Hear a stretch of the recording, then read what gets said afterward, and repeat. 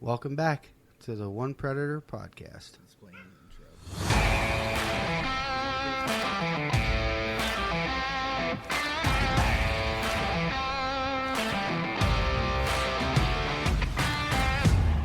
You raise that Arm. All right, we're live on the YouTubes. Everything working? YouTubes. Everything's working. Still can't quite see you. This is all new to me, so this is weird. Yeah. So, help me, please. welcome back. Special thing today. Yes. Very special. We usually record on Fridays. Pierre always comes. Chip never does. Yep.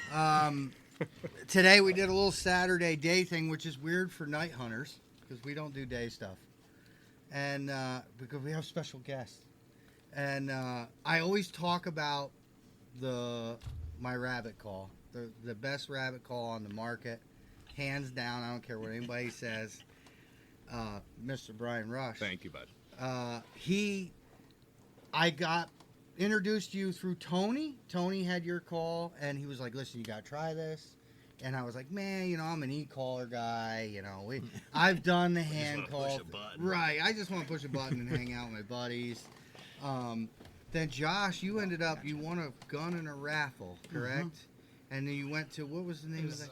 Outlander Survival Supply. Yeah, Route 20 in Dwaynesburg. Yeah. Yep. no, So he goes so and picks his rifle up, and they had two of your rabbit calls on the shelf there. So covered in dust. bought them both. They've And been there a he little calls while. me and he's like, I got those rabbit calls that Tony's always. I mean, yeah. He's like, I bought two, and I'm like, great, bring them home, let's go. Let's try it. And then I used it. The first night it blew my fucking mind. What that thing did. Awesome. Yeah, it definitely did some work.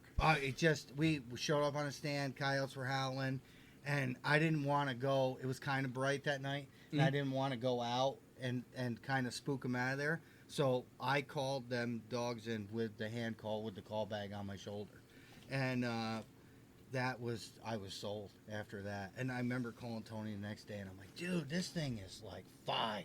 Like, it sounds. I have a lot of premium skulls, Randy Anderson stuff, and it's just a totally different sound than what those calls are. Because those didn't work for me. It seems to be very raspy. Yes, It just carries. The sound carries. You don't even have to get on it that hard. no, That's the hand tuning and different from mass production market. And Right. I'll toot my own horn with that. Like I am my own quality control of what leaves my shop. So, I'm blowing into every single call before it leaves my shop, and I've thrown out a lot of reads, and they don't meet my sound expectations. Using that double read that I do, I can still get that high pitch with that Mylar hitting the tone board, but I'll actually intentionally separate that upper read so you have a higher gap in between, and it's that higher gap where you can still get that squeal, but it's throwing the rasp, and that's the huge audible aspect that I really want vocalizing for coyotes in particular, is just that rasp is very important. I can't stress enough how great they are. It's like got me into using hand calls now. I remember the first time you used them when we were out. I was like, man, that does sound really good. Man. And now, I mean, you talked about this the other night on the phone. I bought a whole bunch of other. I just did an Amazon dump and was just typed in rabbit call. So I bought a whole bunch of other ones from various different companies.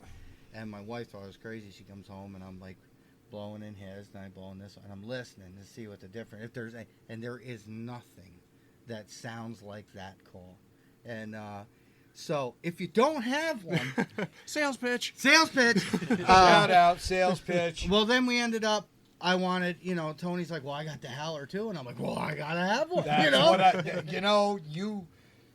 We did that one call sequence right before season ended. You Yes. brought that rabbit. told him about it. We doubled it up on the e-call. Yeah. And you start blowing on that thing.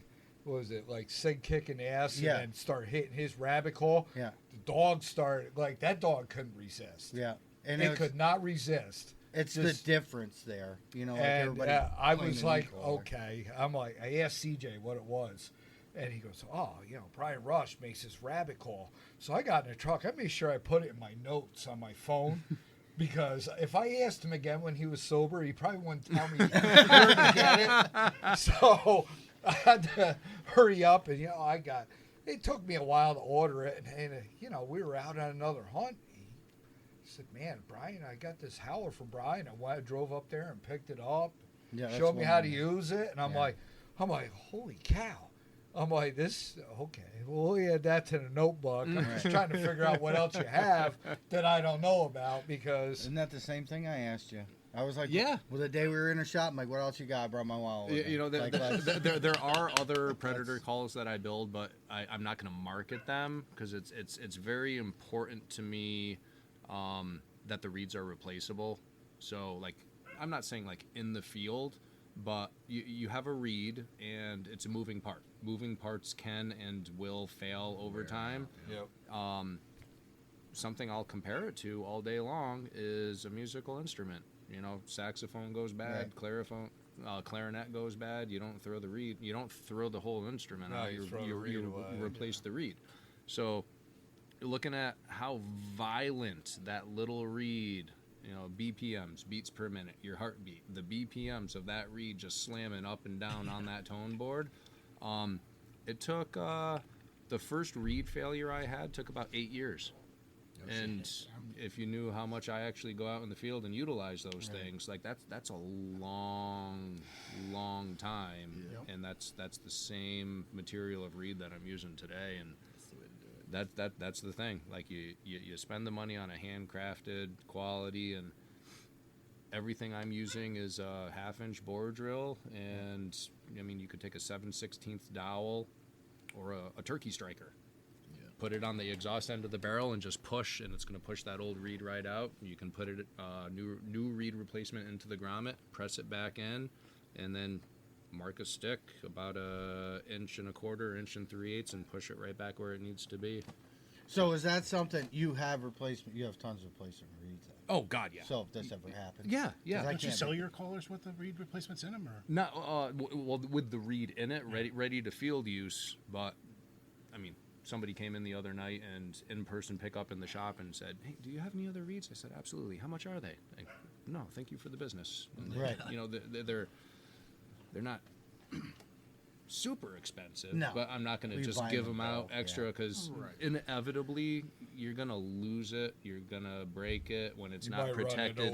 You got 8 years. You got 8 years to find it again. Yeah. So it's well, I got your cell number now. If I lose it or break it, or I'm getting another one. But there's other call builders that in the custom market, and you do you, I do me, and they'll bore it out and actually use a stainless steel grommet, 1/2 inch with a 1/4 inch bore drill on the inside of that, and then push the grommet in.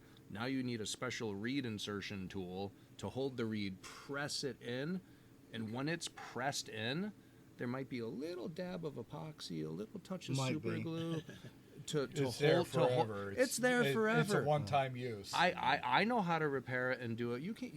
I couldn't give this to somebody and give them directions on how to replace that. Sure. So it's important to me to preserve and protect the actual investment of the game call, because it should last you. I'm not saying the reed's going to last you your life, but yeah, your call should.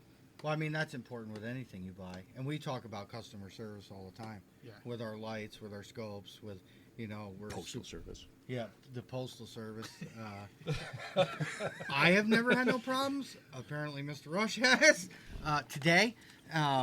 Yeah, I gotta say it because this is your chance, man. This is my chance. So I'm all excited to come out here. Had a great goose hunt with the guys this morning. Had a great day.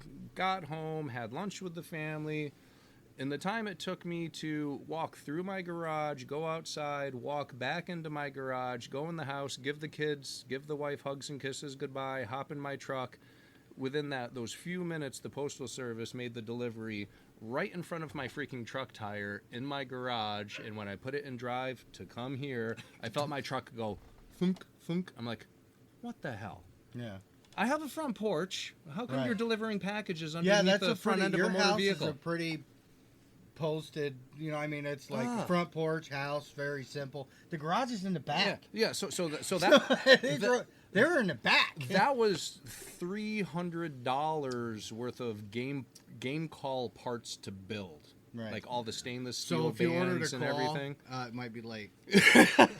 So explains why Could be late. Brian only talks about his 2 daughters and not the third one. Yeah, right. She's grown up. She has a family. She's a sweetheart. She's my kid. I still love her. I'm so glad you spoke up finally because I didn't forget about Thank you for inviting me. Yeah, I'm the guy so- behind the. Yeah, the so guy this, behind the. Mr. Dennis Gilmore worked with my brother. That's how you had no idea. He had no idea how I knew about him. Worked with my brother-in-law for a company, and my brother-in-law was like, listen, this guy shoots a lot of coyotes. This is who you need to talk to. What's wrong? Push your him in over just a little bit. Okay. Gotcha. Sound check. Project it. Sorry. And I sent you a friend request, and like, you know, that's like the weird guy that like you don't even know, and you accepted it, and then I start seeing these things, and I'm like, oh, okay, so this is all making sense. And then you guys had done something together, like a seminar. Yeah, we did. We actually, the first time we met, we started recording some videos of Brian demonstrating how to use his open and close read calls.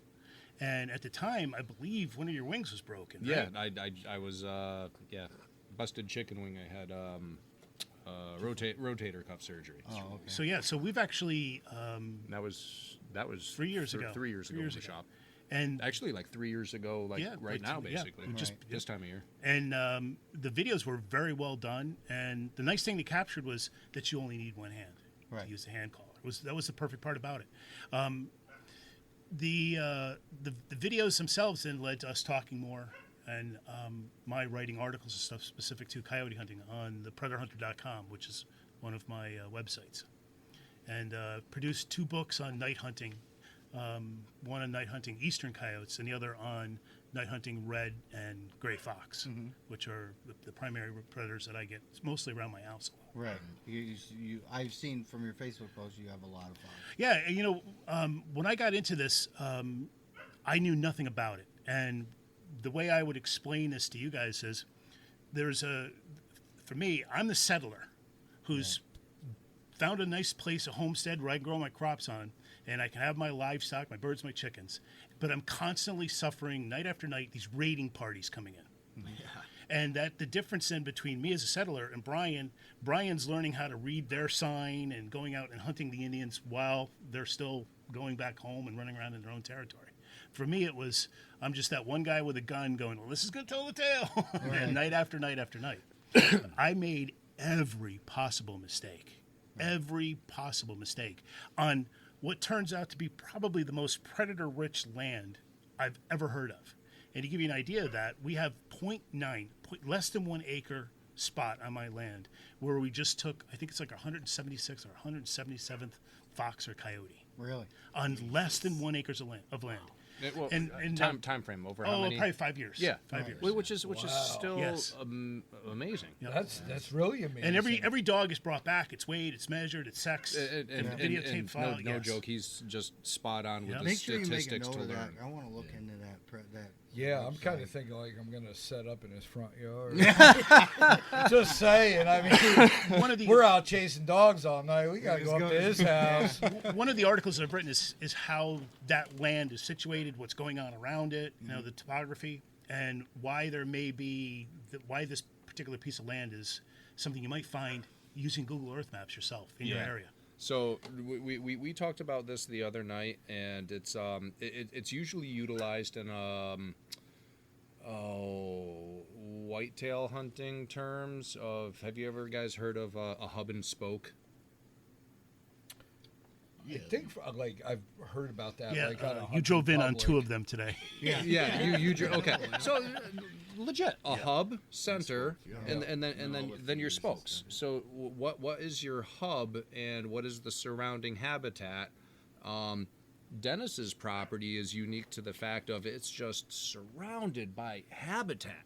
but then you got this field, Yeah. call that the hub. Right. Full of chickens and ducks and yes. Mice food. and voles. Mice and and rabbits. mice and Yeah. mice Oh, yeah. and stress the hell out So of you the have mice and all the ponderosa varmints. of Yeah, but predators. Absolutely. And what I've The learned is buffet. just from Man, watching I my miss own Ponderosa. two dogs, a German Shepherd and English Mastiff.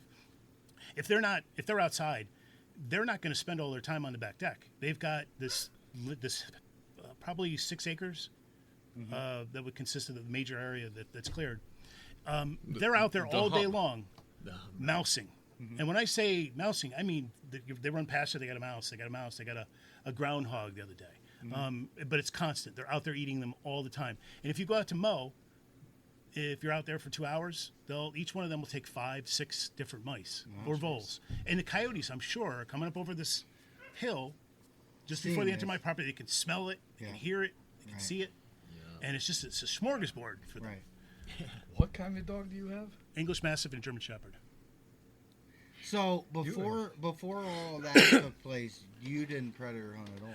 No, when I first started losing ducks and chickens, they were taking them during the daytime, so we knew what animal was taking them. Yeah. And then we found out that probably the easiest way to take care of this problem was we trap. So we trapped for a couple of years, and the numbers were just, people were like, "What the hell are you doing right? Are you like some sort of super trapper?" Right. No, it's just you can't. This is high fence coyote hunting. Right. You know, it's like pick your night. Yeah. It's just the terrain, the rabbitat, as Brian coined that phrase, rabbitat. Rabbitat. Right. And You find that, and that's the animal that you're pursuing more than likely. And common sense dictates they're going to be there. in hindsight, it's shameful and embarrassing how often I went out and would go into the woods and come back empty-handed. Boy, I bet a nickel for every time that happened. Well, that's the one thing where It's all part of learning it. You know what I mean? dude, but the one thing is learning it is recognizing where you screwed up and how you screwed up, and next weekend when we have that seminar, I don't want to sound like a broken record in saying it, but it's like out of the book I teach from, of where I came from and how I learned to do this, where if it's not broke, don't fix it, keep doing it. Right. I mean, you'll hear me say that again, but it's also, okay, what was broke here, and how can I fix it, and just being cognizant as to what did you actually do to screw that up, But that's gonna happen with predator calling. oh, anything. You're just Anything. you're gonna fail. Oh yeah, I went 4 years of hunting at night with red lights, never shot nothing. yeah. There's been times where we thought the stand was done and Right. walked back to the truck. Everybody's sitting in the truck. One guy just looks out there. And Yeah, boom. Here they come. Yeah, so Just not putting not waiting. fun question. Go around the room. On one stand calling, what is the largest number of coyotes that you've taken from one stand? You mean In one? one session. And one property, you started, you finished, then you left. 4. 4? Yeah, I don't even think Two. we've got it. Yeah, 2. 9. And we're going to try to hit 12 in the end of October. So you're taking 9 coyotes off one stand. One stand. Mine were 4 Oh, foxes. so Aim for now 5. you're One talking sit. spread out. How much time were you there? A long 2.5 hours, probably. So this is like him. Pierre's only got a couple of But- spots. but- Pierre's the one that just But he camps he out up camps. there. it was. I'm going to say 2.5 hours. Just taking an educated guess, because it did feel like forever, and it was a long time, and it took a long time to drag that many out. Yeah. Oh God, yes. Everyone came to the call. Yeah. Everyone came to Howells and Kai-Eyes. So what do you like?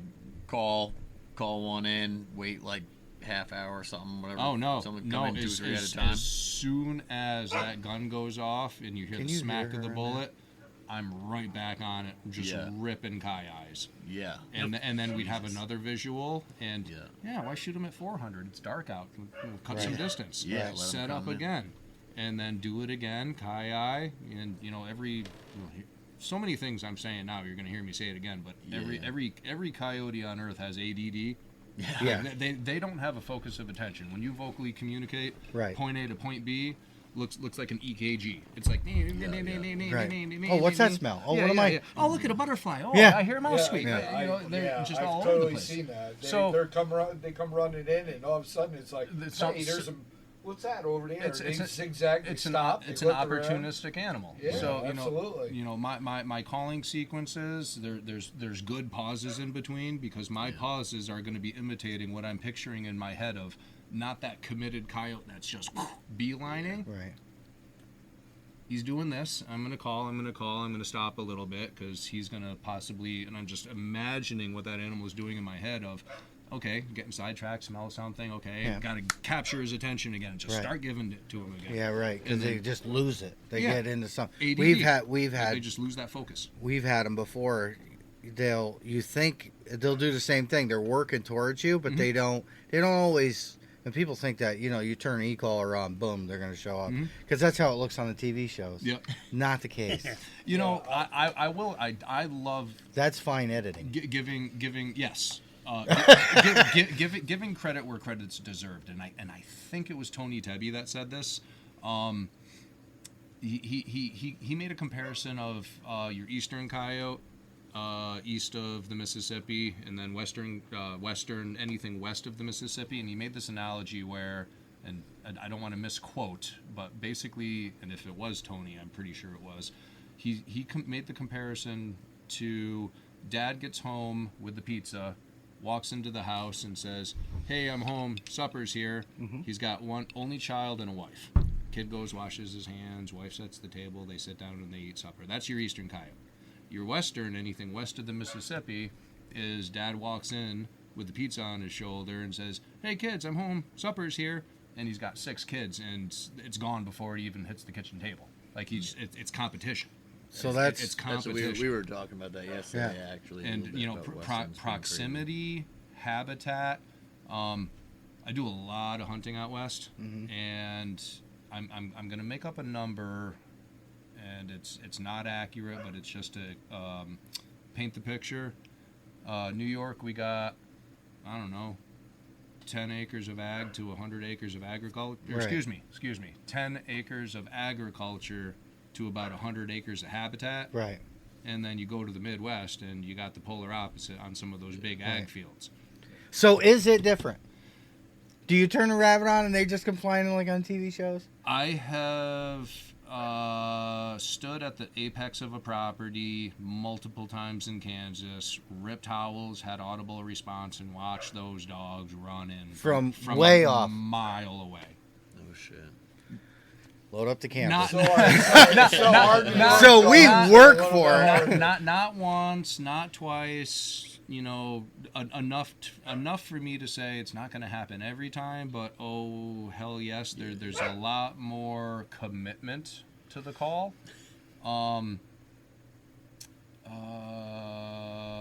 That we can see. New York, Right. I know. Yeah, because we're limited on what we see. habitat. But the trees. I mean, what are we getting? 130 yards? Yeah. Right? It's Yeah. not 900. It's not a mile or two. We get 130 yards. Yeah. Yeah, we hunted this. We night hunted this property, my buddy's farm, and I never stood on his farm from this perspective before. And I was with another friend, both permission, and we go in and checked the winds. Already knew the surrounding habitat, Yeah. just never stood right there before. And it was January, February. It was February, mid-February, late February. We're right into the Yeah. prime of breeding. Yeah. And I don't know, man. We've seen him pair up in December. oh yeah. He's got video of it. It was December. They were pairing up and they were mating Oh, in December. I believe it. a mile and a half I from mean, here. this is. And everybody, I'm just saying because everybody's like, oh, February's breeding season. Oh, it's just February, you know what I mean? And it's like, So no.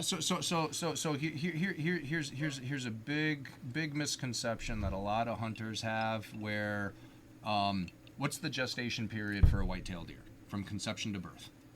210 days. And this is designed by Mother Nature for this reason because she's way smarter than we are. The apex of whitetail breeding 7 months later, drops that fawn under optimal conditions for survival. Sure. Mom can put weight back on. Feed. She can feed. Yep. She has cover to leave her fawn behind. Makes sense. They have everything that they need for survival at the optimal time in the optimal conditions in Mother Nature to survive. There are doe right now getting bred in the state of New York. They're the variables. Right. They're the variables. So if you picture, if you had 100% conception rate of every white-tailed doe during that first rut stage, what happens if we get hit with a natural disaster 210 days from now? Life sucks for fawning. They're going to have trouble. Really bad. Right. So if it weren't for the variables, which we need... All right. I see where you're going with this. Okay, yeah. So, you know, and this is also something where, you know, I watched a buck from stand walking by on a deer trail, chewing on this bullshit dried out pine cone, just loving life, like,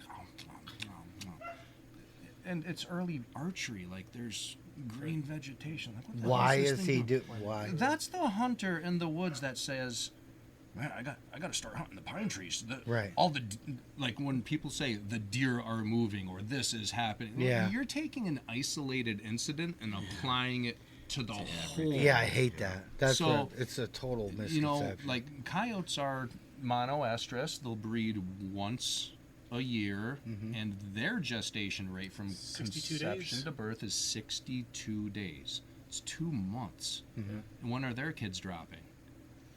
At the opportune time At when the when feed is same time. fawns. So Early their fawns. pups are being dropped at the same I never thought of it time. like So Mother Nature puts these natural instincts. I mean, we don't have to play by those rules because we can build houses and heat our homes and put a roof over our heads, and we have the cognitive thinking ability to make decisions like that. that. Right. It's imprinted in that animal. Well, the deer also, by dropping around the time they do, they're flooding the market. Yeah. Right. You know, enough numbers that the predator's not going to get all of them. I mean, Right. Be enough genetic They'll get survival some of material. them, just not all. Yeah. Be enough to survive Yeah, to keep the and herd going. you know, I'll advocate. Like, I love hunting the animal. I'll advocate the hell out of their success because it's survival of the fittest. Right. I mean, it might, it's cruel to say, but I mean, Yeah. we do the same freaking thing. We raise animals to kill animals to eat animals. Yeah. And you know that coyote is Darwinistic approach at its finest. It's picking off the sick. It's picking off the weak. It's picking off the elderly. Opportunistic. Why chase that full-grown doe when that one just got whacked by a car? You know? Either that or there's a piece of veal laying in the brush line. Yeah. I mean, let's just go get that little sucker right there. With some baling twine tied to it to a stake. I don't know who would ever do don't that. Listen for the window. Yeah. I don't ever. I go out. I'm in my slippers when it happens, but you know. Anyway. Yeah, but that New York story I was talking about, you know, comparing New York to Yes. different demographics across the country.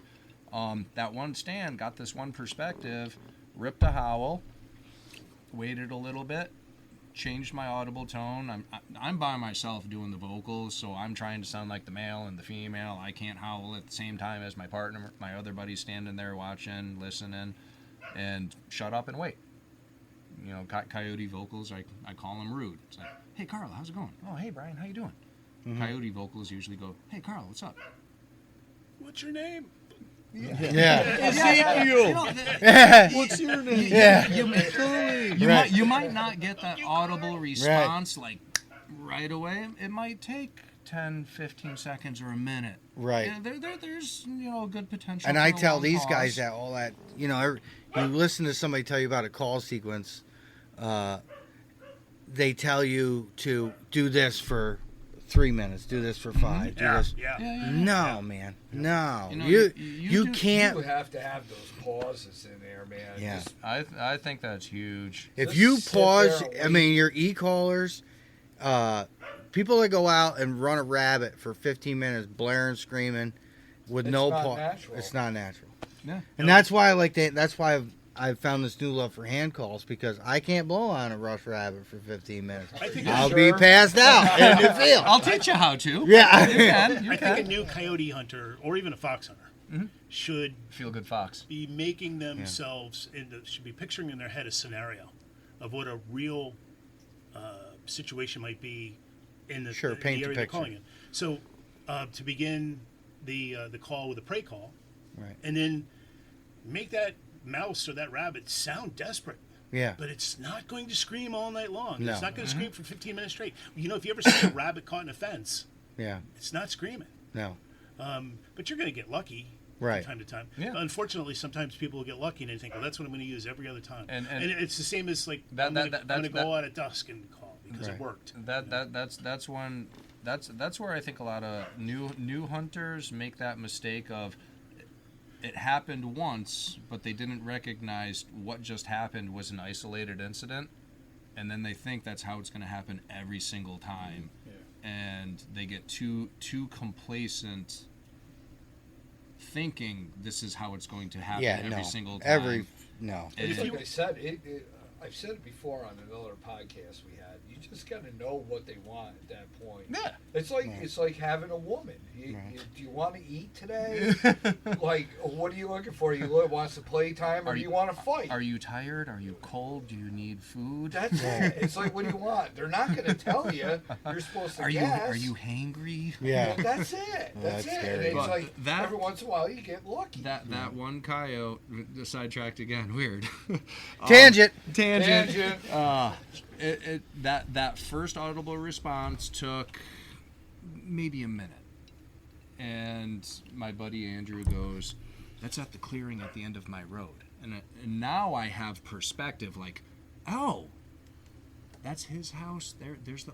That's the clearing that we call daytime. Like, Right. where the hell? I'm like, dude, that's a mile away. He's like, what do you want to do? I go, well, we just keep scanning the field. I go, we're just going to pull the old patience card out of my pocket. Yep. Wait And that's a gamble too. it is. It is. 'Cause, But they answered once, so I'm going with. We're going to wait a little bit and see what happens. So you started with a howl. so- You always start with a howl, though. Not always, but that time of year, oh yeah.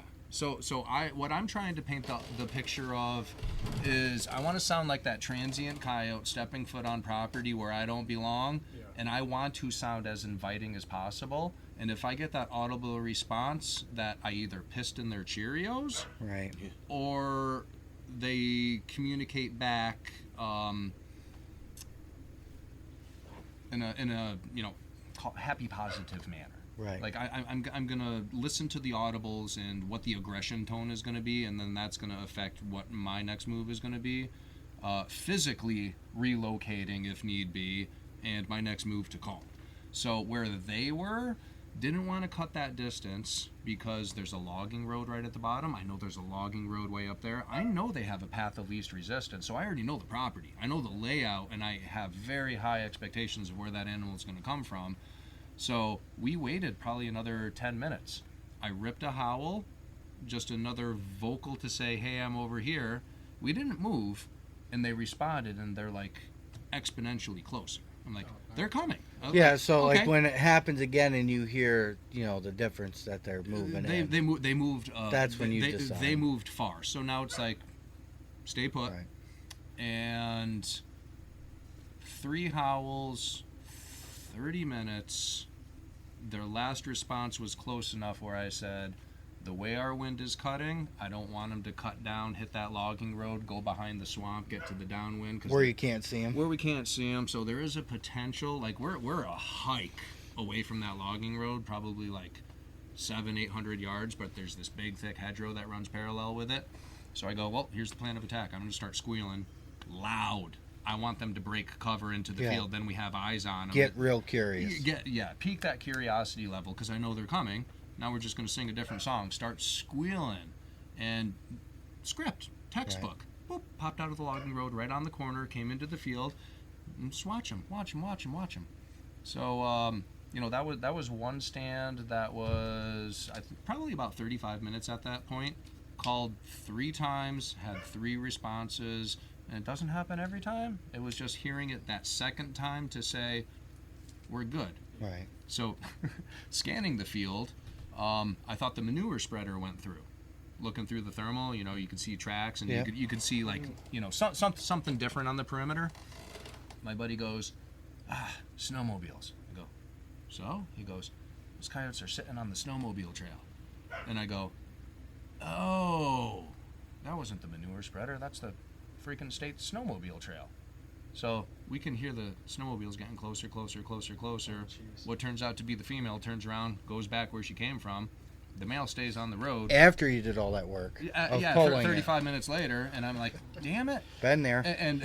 And my buddy goes, well, this is going to suck. I'm like, or it's going to be awesome. Right. So, they have a long distance to cut to us, and the way those snowmobiles were coming, if he doesn't tuck back into the brush, that coyote doesn't know anything other than I can run fast on packed snow. I can't run as fast through this fluffy crap. I've noticed that too. Like when we do get snow. Yeah. Last year we had 2 storms. They were 6 inches apiece. Yep. Spread out, so it melted, came back, whatever. And they don't. I've seen where they don't want to cross that big field in that deep snow. They don't. They're gonna stay along the edges. Yeah. Where the stuff had, not gotten under the trees Chip or and I the are brush. playing footsie. Yeah. Don't get carried away, guys. Gotta get a free call out of it. Yeah.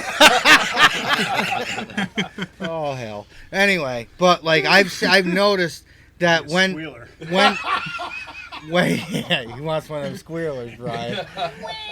I've noticed when that has, when you have that going on, they don't want to come out, so you got to push in more to them. Yeah, proximity is huge.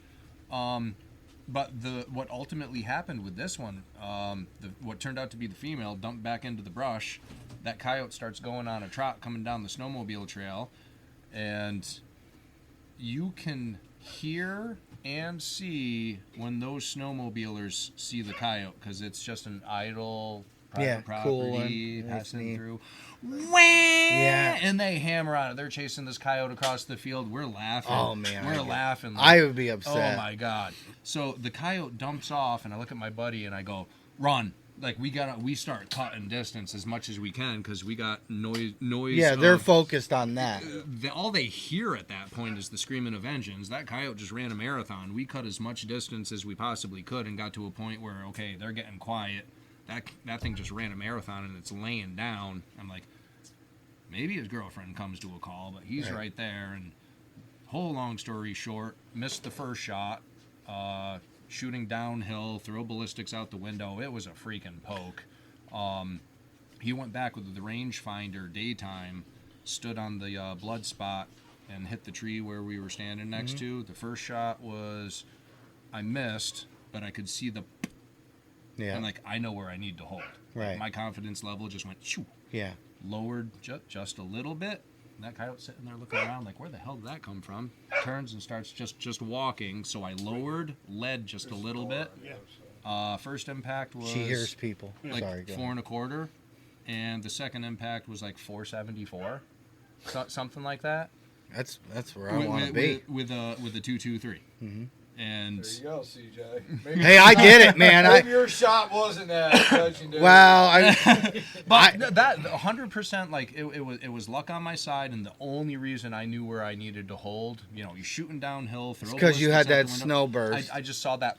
I can't believe they stayed after you fired. I mean, you whiz a bullet by one of these out here. Yeah. They're in Catskill. They're through the river down the other side. They're in going. the next county. Yeah, they're like no, and that could be a lot with population and pressure. Oh yeah, absolutely. Here there's quite a few of us around that do this. So I mean, they hear a truck door shut. Yeah. Safeties on a rifle. We talk about this all the time. Yeah. They hear that click. I got video of them laying together as a family group, just like normal house dogs, just chilling. And we set up. We move in nice and quiet. I set up on them. I fold the tripod out nice and quiet, no clanging around. Get the rifle in it, clamp the. I mean, it was, and I'm watching them, and they're just doing their thing, messing with each other, scrapping around. And as soon as I went to click the safety, and I lost control of it, so I couldn't do it easy. Yeah. It went loud. It went. It went like that. It looked like somebody threw a frag grenade in the middle of them. They jumped up and just, and they were gone. I mean, and that ever so, and it wasn't super quiet that night. There was a little bit of a breeze. You know what I mean? So the trees, you know, you could hear it blowing through the trees. You get some ambient sound. Right. It wasn't dead Yeah, quiet. yeah. They heard that little bit of a click, man, and they were just out. Done. Now, you know that them dogs have been through this before. They've played the game. So Dennis can come in on this and talk about the educated. Yeah, this is one of our controversial disagreements all the time. Oh, I love arguments. Well, you know, I would just say that, I think they do get used to some of those sounds that they associate with danger, maybe even pain. Right. Mm-hmm. But just because you're using a rabbit squealer all the time, or you know you're making sounds in an area, doesn't mean that coyote can just stop every time. It cannot not respond to the call of prey or to mating. It has to do it. Well, it's instinctive. It don't. It does. thing there was that one time where I hit that rabbit call after the previous weekend where I shot at that dog, and as soon as I hit that rabbit call on that e-caller, that dog took off like that thing's tail. I'm not saying that they don't pick up some They learn. idea. Oh, they learn. But eventually they have to. That dog was 400 yards away when I hit that cottontail. And I hit the wrong, save button on my e-caller, and that thing heard that call, and it was just like, nope. Holy stick of dynamite. So remember what happened last weekend? I'm out. But I'll tell you from experience, that's when you reach in your pocket or on your lanyard and pull out your Rush Rabbit, and you go like, I'll start easy, right? I'll start easy and just get them to maybe get their attention. They're doing the hop trot, looking back, and you can kind of read them to know. And if they don't pay attention to it, then I'll get more aggressive with it. Yeah. And most of the time, not all of the time, you can get them to stop. I've never got them to turn and burn and come back. At that point, they're already in fear mode that they want to get the cover. Yeah, so, I mean... But you have that millisecond, that's when you can make the decision whether you're going to shoot or not. It's a straight up Pavlov's theory. Yeah. So you feed your dog. I mean, are you guys familiar? Yeah. Yeah, she's in the house barking right now. That's what you hear. Yeah. She wants to come out because she hears everybody. You ring a bell, feed your dog. Ring a bell, feed your dog. Ring a bell, feed your dog. However many times you do it, you ring the bell, the dog's there, there's no food, and the dog's just salivating on the ground. Like you've positively reinforced and conditioned the sound with an action.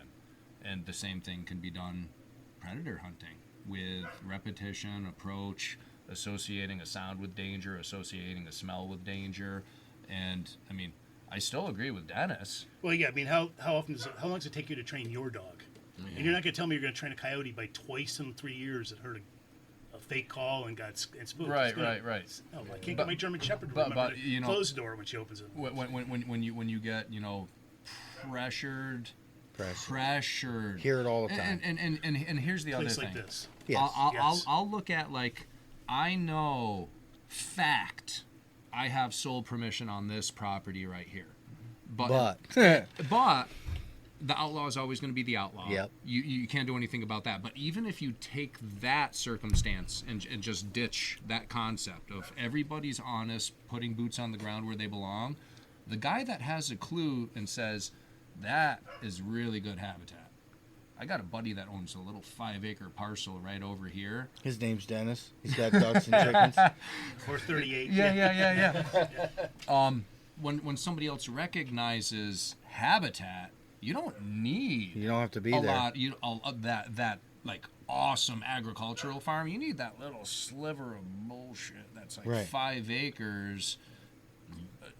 Adjacent to that habitat, and you can be super successful on that little parcel of 5 acres. And I think that's why you're so successful in your spot, because there's so much habitat for them there that there's like I'm like, how long you staying out? He'll shoot 2 or 3 a night. Yeah. And because Pierre, he doesn't have kids. Well, he does. They're older. Yeah. But he'll spend a couple hours out there. Yeah. Like we were talking earlier, long sets. And he'll shoot one, and then, whatever. Later. Yeah, and they Well, just. sometimes they're in the field. But they and get move there, through there. sometimes He's they're- got them on surveillance. Yeah. That is a highway for them. Oh, that is 100%. a place from point A to point B. That's where they're Yeah. going. And the highway is going to be traveled twice Yeah. every night. Yep. We often figure that if a coyote or fox is seen on my land running by, that we'll pick that up at 4:30, 5 o'clock, an hour or two before sunup. Just wait for it to come Opposite. back. Yep. Right. Opposite It's going back direction home. travel. And I think, see here, like Chip goes out earlier than we do. I had a lot of success when I started Right. going out early. Like I would get out, boss man and I would go out 6:30, 7 o'clock Right. in the evening, but as the time changes, it's already dark out. Yeah. Yeah. Thermals are already dropped out of the trees, so you can see relatively well with a thermal. And like when we first started doing that, it was fire. Like we were going out, we were just Yeah, he every was night. just sending me pictures. It was crazy. And Pictures. CJ's like, "What the hell are you doing? We're not seeing nothing. We're not seeing Yeah. nothing." I'm like, "Dude, I don't know." I was like, "We hit the spot. It was 7:30. As soon as we hit the call, bam, they were on top of the call." Right. I got my Rush Rabbit now, so I'm waiting to see what happens with that. But I think him going out early, I think they move in 2 cycles. That's what I think. So they'll move early, like sundown. They'll go out, feed, do whatever they're gonna do, move to where they're gonna feed next. Maybe just think of your house dog. You feed it, what's it do? It goes in the living room, lays down, and then you get up. Say you get up 12:30 at night, you want a snack, so you're downstairs. Your dog's down there sniffing around too. I think they move early. They bed up or go chill out or move to wherever they're going next, and then they'll feed again. And that's when we come in, because we're the late guys. So like he'll go out, be successful. We go out, we might not see nothing. Like if we leave here at like 10, we get on stand 10:30 because we try to do close ones when that happens, when we do late nights, and we'll see him towards 11:30, 12, 2, 3. Well, the wildlife biologists across the states, the United States, setting up cameras and doing their studies over decades of time. Right. Instead of what we'll use as a term, coyote activity. So by activity, I mean when are they out running around looking for food? Right. Well, most of us that are predator hunting are going to do it when we're not going to work. So figure most of us are working class Joes. A lot of us here in construction. So where we go? We're going right after work, or before we go to work. So we're thinking, if we're telling somebody brand new, when's the best time to go coyote hunting? Well, for the eastern coyote, the studies indicate that 80% of all eastern coyotes are active from like 10 to 2. And if you want to do, say, dusk hunting, there's 25% less activity. And dawn hunting, there's 35% less activity. But 80% of all eastern coyotes are actually up and moving around. So you between think 10 what and I'm 2. saying is not true? No, Well, that's when you hunt. It's 10 to 2. Yeah. But you being earlier is what I'm getting I at. no, you're still going to. What I'm saying is, You know what I think? That's think the percentage. It could just be luck, because a lot of the times when we went out, like 7:30, 8 o'clock in the evening, well, what we have to do is we have to distinguish activity. All right, we know they're running around. But what are you guys doing in the earlier hours that increases the likelihood you're going to bring a coyote? You're calling it. Yeah. You're telling the dog that just got up where the food is. I'll start in that direction. Or the dog that's headed home with an empty belly going, what's that at 5 o'clock in the morning? Right. But just in terms of activity, the coyotes are running around from 10 to 2. But what else are we're doing? Usually we're sleeping at that hour. We got to go to work the next day. Yeah. You know? I mean you look at it in the polar opposite. That's their work shift. Right. And I mean, what is that animal's job? To survive. You're right. That's it. Eat, sleep, and I should clarify. We're eastern coyote hunters, but if you break the United States up, probably the easiest way to do it is we'll call it Northeast, Southwest, and the Central Plains. And we find that in terms of scientists, researchers have found coyote activity in the let's say in the Great Plains area. If you go into a national state park, we were talking about this earlier, you're going to find a lot of coyote activity during the day. It's a flip from here. It's 80% during the day on state and national land. If you try to hunt a coyote in New York State on state or national land, they won't be active during the day at all. Eastern coyotes are only The only time we see coyotes during the day is when we're out mowing hay. Yeah, or something around across Because much less they hear activity. that hay mower running, Opportunistic. and that's their dinner bell. They're Yeah, saying 100%. mice. Oh, Oh, yeah. look, the guy just put a turkey through the the this mower. vine. Oh, look, there's a fawn. It looks like fawn burger everywhere. Yeah. We're gonna go get it. But your audience Well, should, other than that, if we were to go out there during the day, I totally agree with you. your viewers need to first pick that region that they're in. If they're northeast and they're doing eastern, or if they're Great Plains or Southwest, they need to identify what area they're in. Then they need to identify what time of the year is it for the coyote. Right. Is it denning season? Is it mating season? Right. And then decide where they're hunting. So if they're on state or national parks versus their own private territory. And another thing to add to that is the vastness of that property. So when we sat through that seminar that Stacy held, our New York State biologist at the time, do you remember the numbers of home range? And I know. Shoot, because that's the one thing I learned about how far does a coyote move, and the only, actually, we don't even need to know the number, but the only answer to that is what is the habitat. So when you get into like agricultural districts, your family groups are going to be tighter in agricultural, residential outskirts where there's just more habitat and everything that animal needs for survival, for cover and food. And then you get into like the Adirondack State Forest, which is like, I'm not saying it with ill intentions, but like a barren wasteland. Yeah. Where that home range is exponentially larger than agricultural districts, just because of what the habitat is. So it'd be a lot more profitable for you if you were near the Adirondacks to hunt somebody's crop field that's near that territory, not in the woods itself. Yeah, it's so hard to see them. But one of the things we probably should talk, because when you mentioned home range, there's actually home range and then there's core territory. So home range is where you have like if you can imagine, let's say for now it's 10 square miles. I actually have the numbers, so I didn't bring numbers with me, but I do have the numbers written down. Let's say it's 5 square miles that a coyote goes to pretty much all day long. You have a 30% chance of finding it at any time of the day in that 5 square miles. But then they have a core territory where they're denning, where they might be sleeping. That's a much smaller area, a much smaller area. It might be a few hundred yards, where you have a 90% chance of finding that coyote in his core range.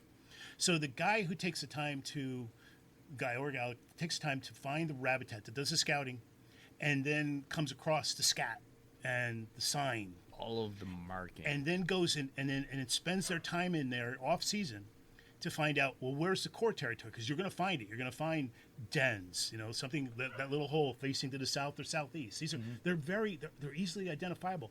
Most coyotes don't spend any time concealing their dens. No. Now, they're not laying brush out. They're not camouflaging it. And then, once you find that core territory, well, as soon as denning season starts, you can begin hunting. We have our season's a little bit off for dens, but find that home and not range, even hunting and then find it, that core territory where out scouting. Documenting those areas. Yep. And I'll tell you another great thing: if you're hunting and there are no rabbits, something's eating the rabbits. If it's rabbitat and you can't find rabbits, but you can find moles, or voles, mice, then the coyotes and foxes are likely to have picked off the rabbits. They're getting the easy stuff, and they're coming in there every night. Right. On the regular. I mean, you look at your property and what that produces, and just what Dennis said about his dogs going out and what they're doing to varmint populations in the field. I mean, saving me on the inflation of the Purina Pro Plan dog food. Yeah. Right. Well, I mean, much to my wife's chagrin. Imagine if I'll we explain didn't have chagrin that later. predator. New words. Just imagine if we didn't have that predator out in the field. What are voles and mice? Oh my God! Yeah. Dude, it would be absolutely ridiculous. So, you were asking before about do you want? I guess for your audience, and if we're talking to new coyote hunters. When I've done my studies, and this is not this is a biologist doing it, but where I've talked to other predator hunters across the United States in my interviews with them, I found that there's actually 2 calls that everyone across the United States finds quite profitable. And that's the female invitational howl and pup distress. People swear by pup distress. Pee Wee Loco. Yeah, Pierre's over there nudging. Yep. We were on a stand one night, and he's like, "Dude, you got that?" We got the same call, you know, and I'm running mine. He's like, "Play that Pee Wee Loco." I'm telling you, and I didn't believe it. And then we actually didn't. Did we see something that night? I don't think we did. But I did it. You went out by yourself. I went out by Yeah, myself, yeah. and I texted him because I shot a dog, and I was like, "Dude, Pee Wee Loco was fire." It's great. And I've used that call before on my Facebook page. You can see a good video of a female coyote come out in the middle of the day Yeah. to answer that call in the middle of winter, because it's just about that time where there should be pups around. Full sprint. And literally, she finally skids on her butt and stops, and that's when I'm like, okay, so long. Yeah, nice knowing you. Thanks It's for coming. that pup Thanks for distress coming in today. at the right time and place. I mean, I don't know there's any value playing that at the beginning of the season, like during pup dispersal for us. That's what goes on up here. But what I found I heard is that it'll work all year long, and I was like, I know because article it's that a- I was reading. yeah, it. yep. So that it was like, Yep. It's a like trigger. So maternal I don't know. thing. I don't know It's a what total like the trigger. success rate is of it during like the slightly off season, but it triggers something in the females, Yeah. and even in the males. That hey, we got to protect our own here, even if they don't have their own. I mean, it's a trigger, and the animal doesn't have that cognitive thinking ability to distinguish time of year and animal. It hears just something hears that that's noise that triggers it. distressed and Well, that's now we're going now another thing about going back to the educated coyote. And how many times will people tell you that if you kill a coyote, that more coyotes will come in? Oh my god. I hear that a lot. I hear that all the time. But they don't have a news system, so there's no way for one family group to know what happens to oh my another God. family group. Yeah. You know? Go ahead. vocals. When you eliminate that audible vocal from one demographic, and You then think they'll move in on and then it? it's recognized.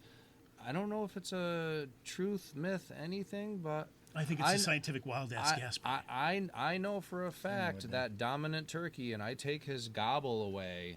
Yeah. Yeah. Give it a couple of days. That evening roost, that morning gobble is gone. Okay. And any ambient sound is indifferent. Sunrise, nice and quiet. You take that voice away. I'm very confident to say that Tom was there for a reason. Yeah. His voice is gone, and it's gonna bring up inquisition to others, knowing that he was there for a reason to breed, and his voice is gone. I'm pretty confident to say some will come to expect. So I'll see your missing vocals. Okay. And raise you. Remember now, we're talking about somebody else's perspective, not Yeah. mine. So I'm arguing the fool's thing that, well, how many of those people did you talk to? They'll say, yeah, the coyotes move. Why? Well, because they'll start breeding again. Yeah. They can't. They're monoestrus. Monoestrus. No, that means nothing. yeah. But you take that voice away, and it was primo habitat. I want that house. Yeah. Yeah. That's completely different. So We've Yeah, had if you people take argue alphas that out. with us. Though, we don't want you shooting coyotes on property because that's just going to turn breed more coyotes. no. And But, I'm no, like, but no. yeah, you're. Oh, okay. I agree. Here- It's crazy that what was they'll like a come up Peter- with. Yep. Here Study or is something something that that you they can have. all remember. Viewers, you guys, that was brought up to me once, and I go, okay, I'm going to use my wife and I as an example. Here's our age. We have a house. It's this big. We have an income. We have the cognitive thinking ability to say, you know what? We're going to stop having kids. Well, wait a minute. You're not going to let one of them play near a truck. No, because I don't want to drive over the kid. I get So we have the cognitive thinking ability as humans to make that decision. We're going to stop having kids because we're going to outgrow our little biosphere of our ecosystem and our habitat. The wild animal does not have that cognitive thinking ability to decipher that. So that's why we have dispersals. That's why you get to a certain point, and the eastern coyote has a very, very, very low mortality rate. Very low mortality rate. You have 6 pups, you're probably going to have 6 adults. So there's going to be a point in time where mom and dad say, kids, out of the bedroom, because we're going to outgrow our habitat and our little biosphere that we have. And then you have your core resident group. And who's typically going to stay? Mom, dad, and One helper female. yeah. And then all of those other ones, those are going to become your transient coyotes. And your transient coyotes are basically what you can refer to as a squatter. They're going to go around and look for conducive habitat to start their own new little where they came from. Right. That's their goal. What's their goal in life? Just survive. And when they find that habitat and you start that dynamic all over in that little habitat, you're not, that one core group is not going to breed more coyotes. It's not going to work like that. But what I will say is, if we go in and the landowner's like, yeah, we have a problem on the agriculture and between livestock, and okay, here's the season. We could, like, hypothetically, we'll come onto your property, we'll kill every resident coyote on your property first week of October. Oh, yeah. Wait 10 minutes. Never been called before? Yeah. Wait 10 minutes, you're going to have more.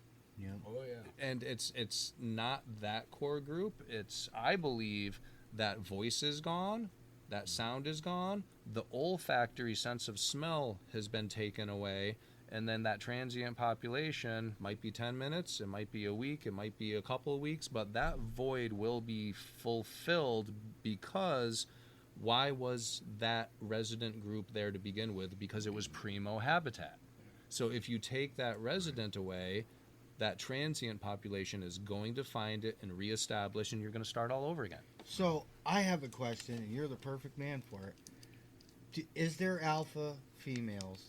Do only the alpha males breed with the alpha females? Yeah, if we in call the it, family if instead we say mom and dad, Okay, mom and dad mate, the babies are raised in a den, then taught how to right. do their own hunting, Say and then they they're kicked live, out. stay. Yep. But typically, what happens is one female mates with one male, so mom and dad mate. If a female from a litter stays, she's a helper, but she won't mate with the male. So you're telling me, say we shoot the alpha female here, are we going to drastically change the numbers of our spot?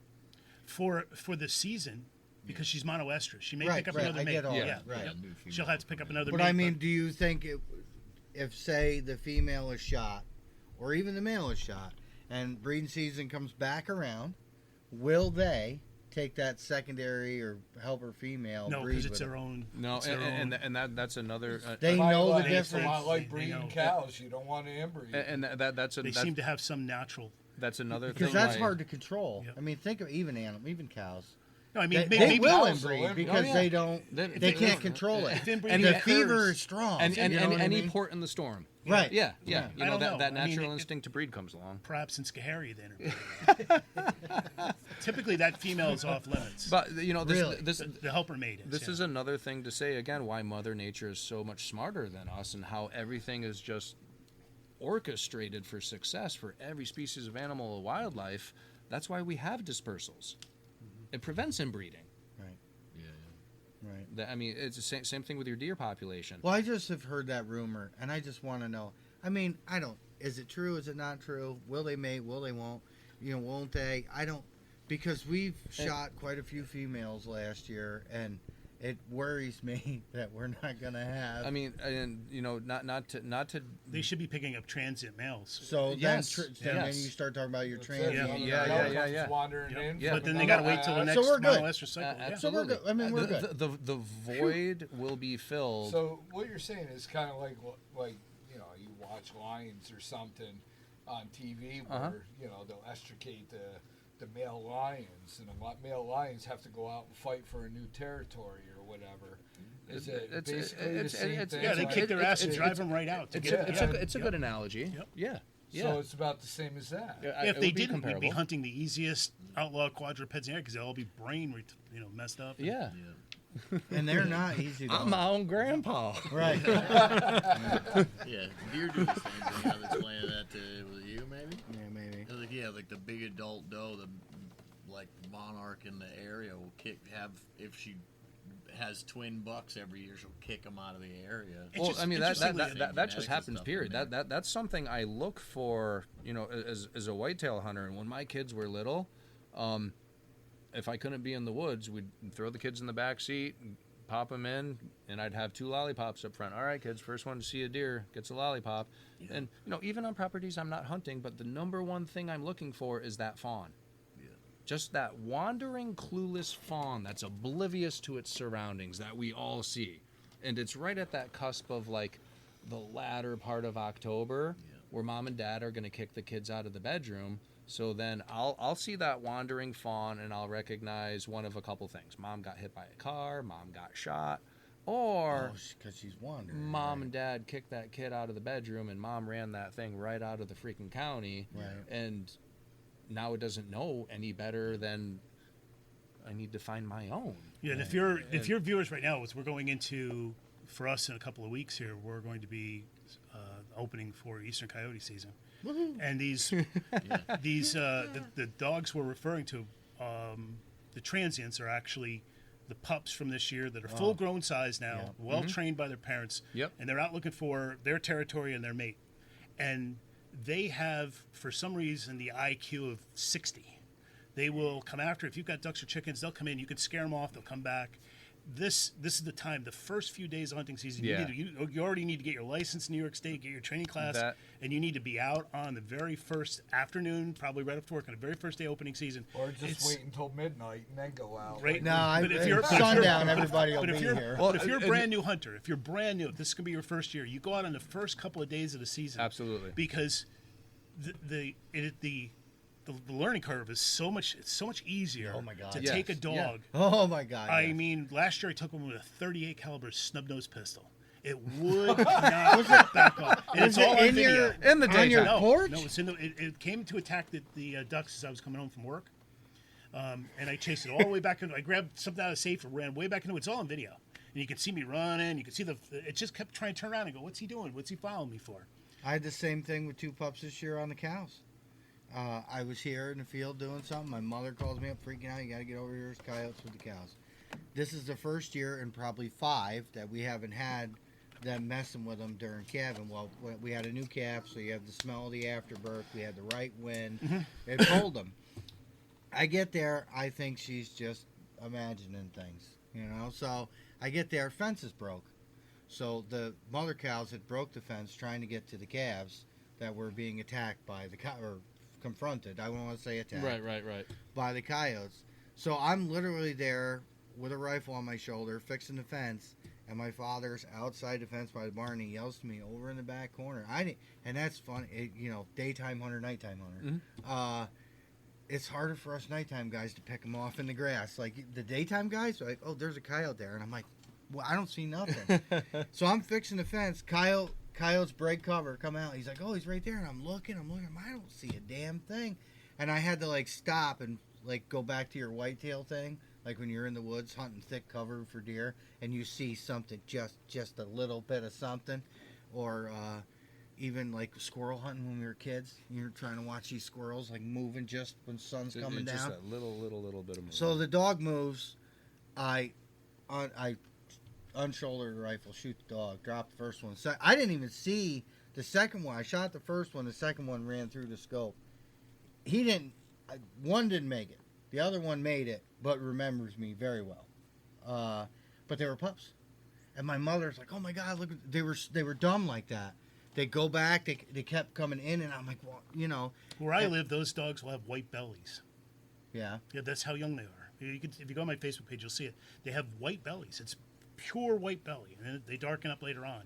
But the ones that have the white bellies, they are stupid and determined. If you have a duck or chicken or a call, they just keep coming back and back. And if you're a lousy shot, you get a second shot at it. Oh, yeah.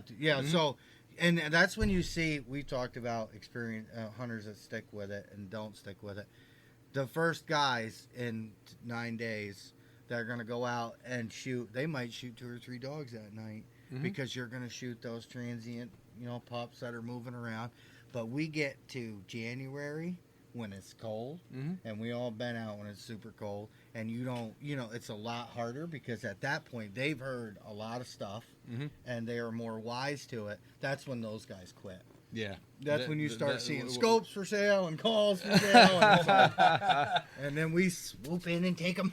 It would be interesting to know what the percentage is of people that intend to go out and maybe do a couple times, never score, and then never go back out. And then just never go back out. So anything we can do is experienced hunters to increase the percentage of people who go out for the first time. That's the goal of my website, Right. is bring a coyote in the first night. But I also think we keep talking about coyotes, but the red and gray fox, your bobcats, all the feel-good other fox. But Rush likes to call them feel-good fox. I feel really good when I kill them because they kill my birds and chickens far more often and far more likely during the daytime when I'm not home to see it going on than a coyote will. Eastern coyote don't like to come out in the day as much. Yeah, foxes will. Sly like I a fox, want to man. discourage new hunters because I'm really selfish. Yeah, we're I'm likely to- just saying. I want them all for myself. If we don't increase our numbers, we're likely to be the last generations of New Yorkers allowed to hunt predators. In Yeah, the state. That, like just the dynamic and the culture that we live in today is. Well, Yeah. It makes me nervous. We It had makes talked me about nervous. this today, even in the field that we work in. Yeah. We're all in construction. Yeah. We can't find reliable Competent help. Competent help. Competent. It's like, who raised these kids? Yeah. We did. It's the same. This did. Yeah. My Here, kid works for that's me. what you Yeah. got here. Here's my phone. I'm off parenting. Yeah, I don't want to deal with you. Yeah. The screens are Yeah, poison. it's crazy. It's like Video my games son. and ADD A lot of times, medication is parenting these days. Yeah, and so the second number I'd really be interested in. The first number being, what's the percentage that never score the first couple of days, just stop? Maybe in the first night, I'm never doing this again, it's too cold. The other thing I'd be interested in is, what's the percentage of successful first-time coyote hunters who never walk away from it? They're like, oh, I want to do that again. That's probably a 90%. You catch that for bug? me the first time, I didn't even get to squeeze the trigger. Now, he wants to say feel good fox, and I'll agree because if you get a coyote that first time, that's fentanyl. Yeah. I call him feel good fox Yeah, if you're because- having a bad night, just go to that spot, call in a fox, My first and you time- feel good about yourself. You might not see a coyote, or we see a fox first, and we're like, all right, just let him chill, do his thing. If he gives us a good shot, Again, I sorry. think The end of it's the for your set, viewers. Yeah, I think for your viewers that are like, why don't they? The fox is not a smart animal. no. And the gray fox is one of the stupidest animals that's ever walked on this planet. It either has balls this big, Well, Huge. there you go, guys. That Or- explains why I shot or- so many foxes. man. or it Versus is coyotes. the dumbest animal that walks in the predator woods. Story with the gray fox. We were sitting in his blind out here in the field. That was early days. We weren't And- even on the ground hunting back Yeah, then. well, we were, but we just over here, like we got the tree stand. Well, not even tree stand. It's a hunting Tree blind. condo. Box blind, Oh no, elevated. it's got a Elevated. vending machine in it, so don't I, get too Elevated excited. box blind. anybody can shoot a deer. Elevated box. It blind. takes a real hunter to shoot a deer while cooking breakfast. So Like, I don't want to burn my eggs, man, but I got shit to do. I want to be able to pick mine up with the tractor and bring it home.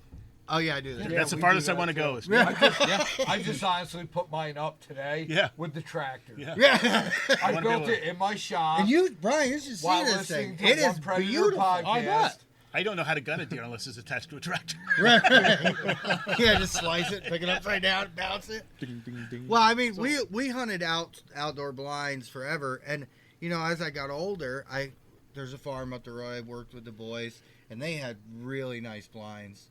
And I come home and I tell my dad, I'm like, why the hell are we have a hammer and a box of nails. We had a sawmill. We still got the sawmill. Mm-hmm. And what the hell are we doing? So I built the first one. Then everybody got jealous. So then I built one for my dad, which he sits here with me.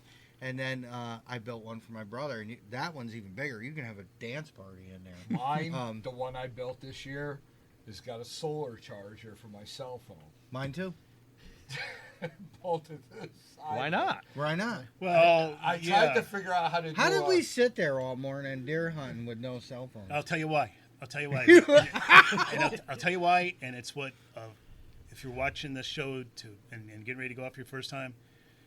The reason why we're out there was we were scanning, typically with a red light, and every minute was exciting. I miss Yep. it. I miss it. Every second was exciting because you had to constantly be. You had to get it in And the all light. you ever saw, the you first time you had- knew a coyote was there, you saw those two red specks, those orbs, those flaming Yeah. orbs. Exactly why I was saying my first time coyote hunting, I didn't get to pull the trigger, but it was the best time ever. Oh yeah. We were down to the farm. You called those two dogs in, and remember I had the red light on the Yeah. 243, and I said, I'm Cheater. going to take a shot. He said, don't take the shot.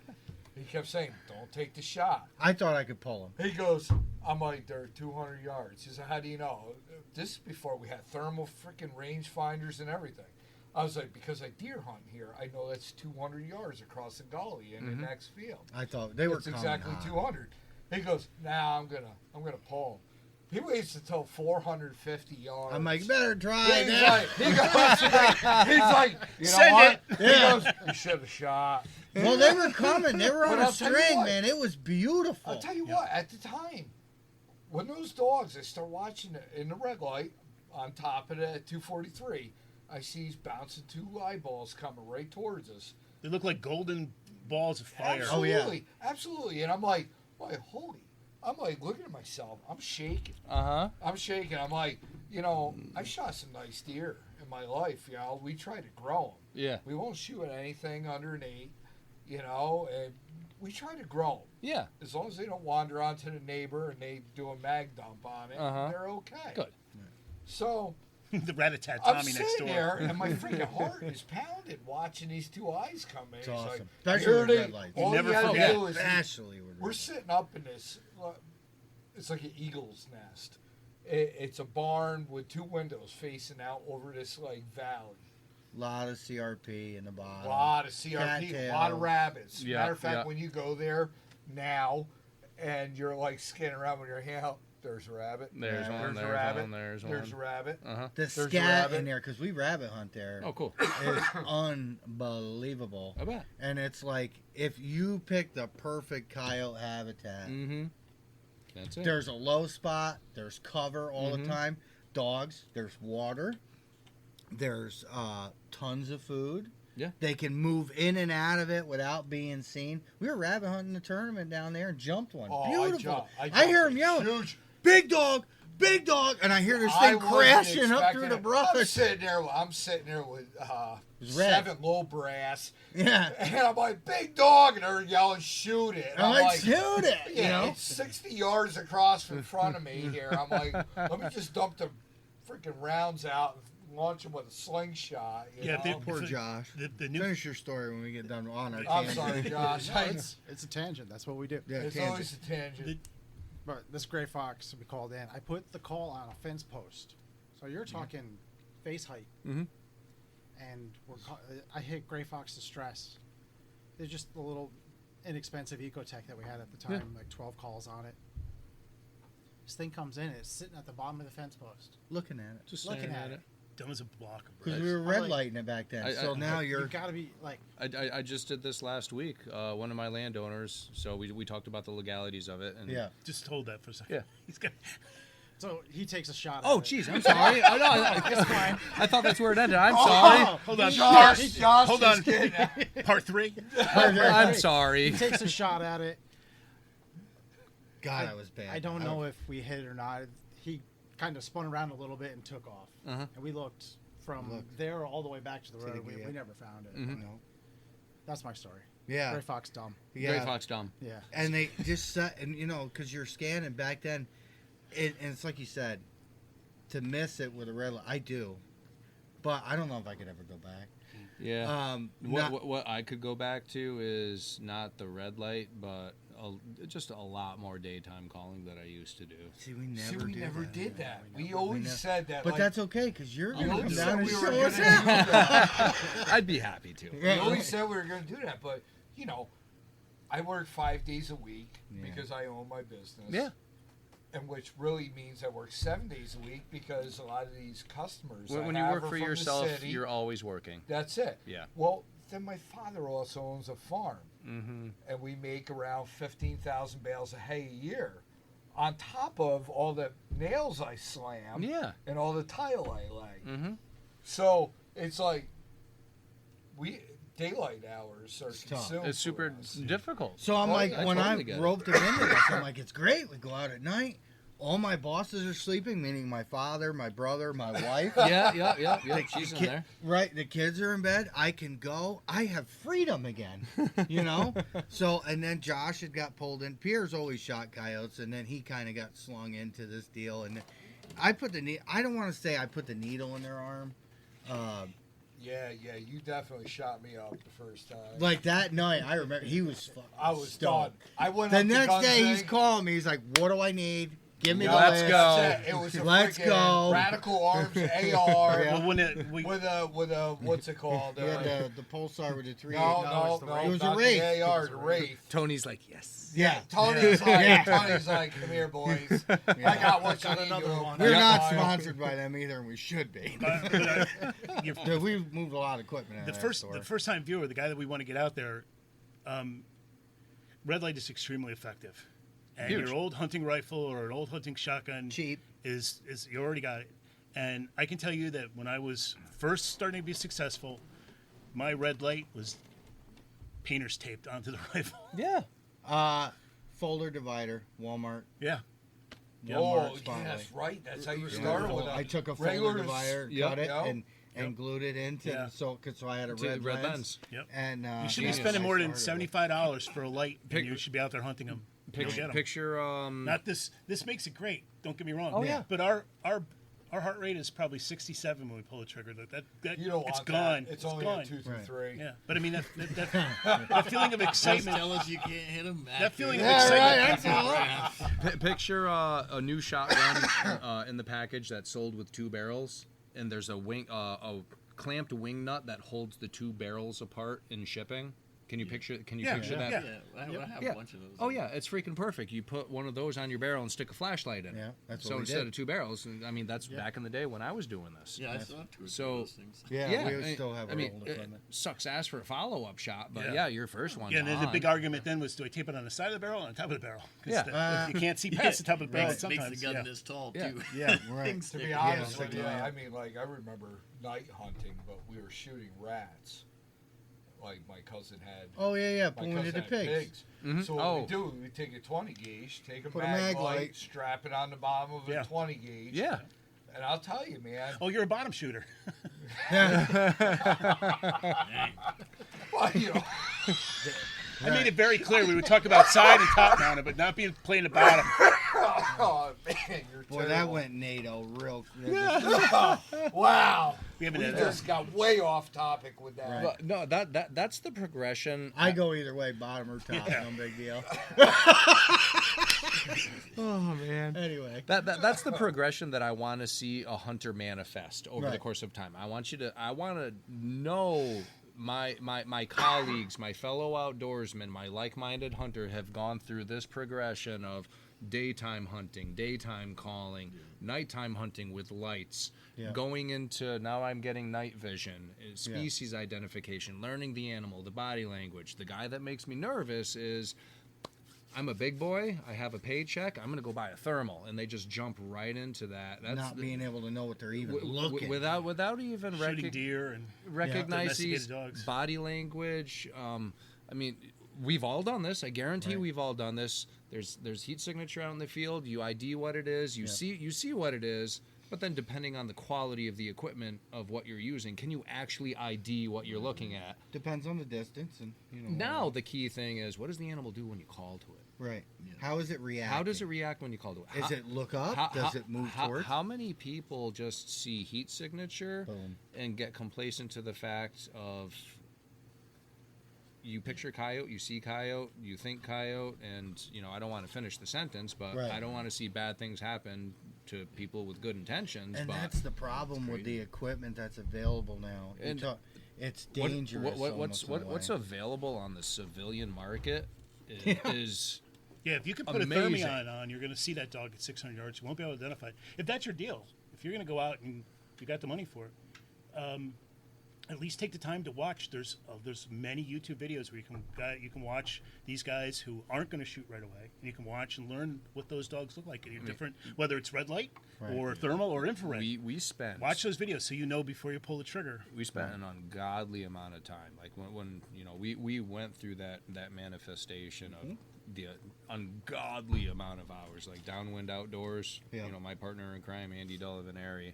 And if you want to see dogs during the day, Yeah, that's Downwind like, Outdoors on YouTube. I'm biased because they're my friends, but Eastern coyote daytime calling, by far the best dynamic of daytime calling, body language, coyote behavior. Downwind Outdoors. Watch that on YouTube. When I started Yeah, my outdoor this. TV too.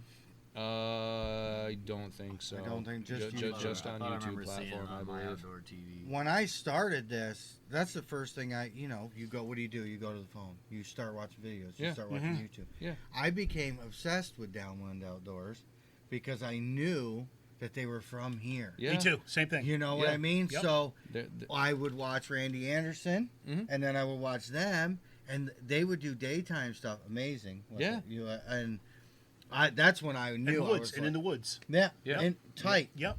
Super woods tight. and like there's some that they've done in timber sets. I mean, I had the guys come out with me and we hunted daytime stands in Kansas before Kansas legalized the use of artificial light, night vision, thermal, and it was like the year or two before that equipment was legalized in the state of Kansas. And I had the guys come out with me and we did well. Right. We did well. Daytime calling. You know what's Kansas funny about was a that? hell It's of a like time. I watched them videos. What is the last one got posted like 8 years ago? Yeah, at they've been, least. they've Yep. been around a long It- time. it's I had it's been a no, hot and minute. for me to be sitting here with you now because you make their calls. Yeah. it's just blows my mind. Like full You circle. know, it's Full so circle. weird. And then Tony introduced us to your call. He, by chance, picks the last two up off his shelf, Mm-hmm. bring them home, and use them effective. And then I think we were doing a podcast, and we started looking at his website. Yeah. And I ordered that night while we were. It might have been like episode 3. It was early. It was Well, early. it's like I said. You were telling me what call you were blowing into, and I'm sitting there, rush call. Yeah. I'm typing And in like my now phone here- because and, I you know- knew you weren't going to tell me the next day. Well, what you and were I doing. hate. There's some things I hate telling too. You know. Yeah. It's kind of like But here now, you talk about Downwind Outdoors and us getting into it, being green as can be, hunting with lights, no thermals, and having you in my garage right now it's amazing on how far we've come Yeah. doing this. I mean- These rifles. That's a huge compliment. There's Thank you. you're welcome. And to start with red lights, or somebody getting into it. I mean, you've talked about this before. If you're going to spend money, buy a thermal scanner, put a red light on your gun. Yes. If you have the money. If we had that or Yeah. the knowledge of that back, Yeah. we'd probably still be home What's with an red lights. AGM going to set a guy back? 1,500? If you got For the budget 348, maybe for 1,500? Yeah, right. $1 to $2 grand to get yourself a good entry level hand scanner. Yeah, 200 yards and under. Yeah. Well, hold on. I think the new guy, the first timer, just the light. Before you spend any money, find out if you really like this. Right. Yeah. Yeah. Go out in the dark and stand in the field. trying with- to figure with no out lights if your on. wife so or if you- whatever so- it yeah. is going to Yep. divorce you. Right. So Over We get to going write out these in things the off night as hunting. tax deductions. Yeah. No. Like.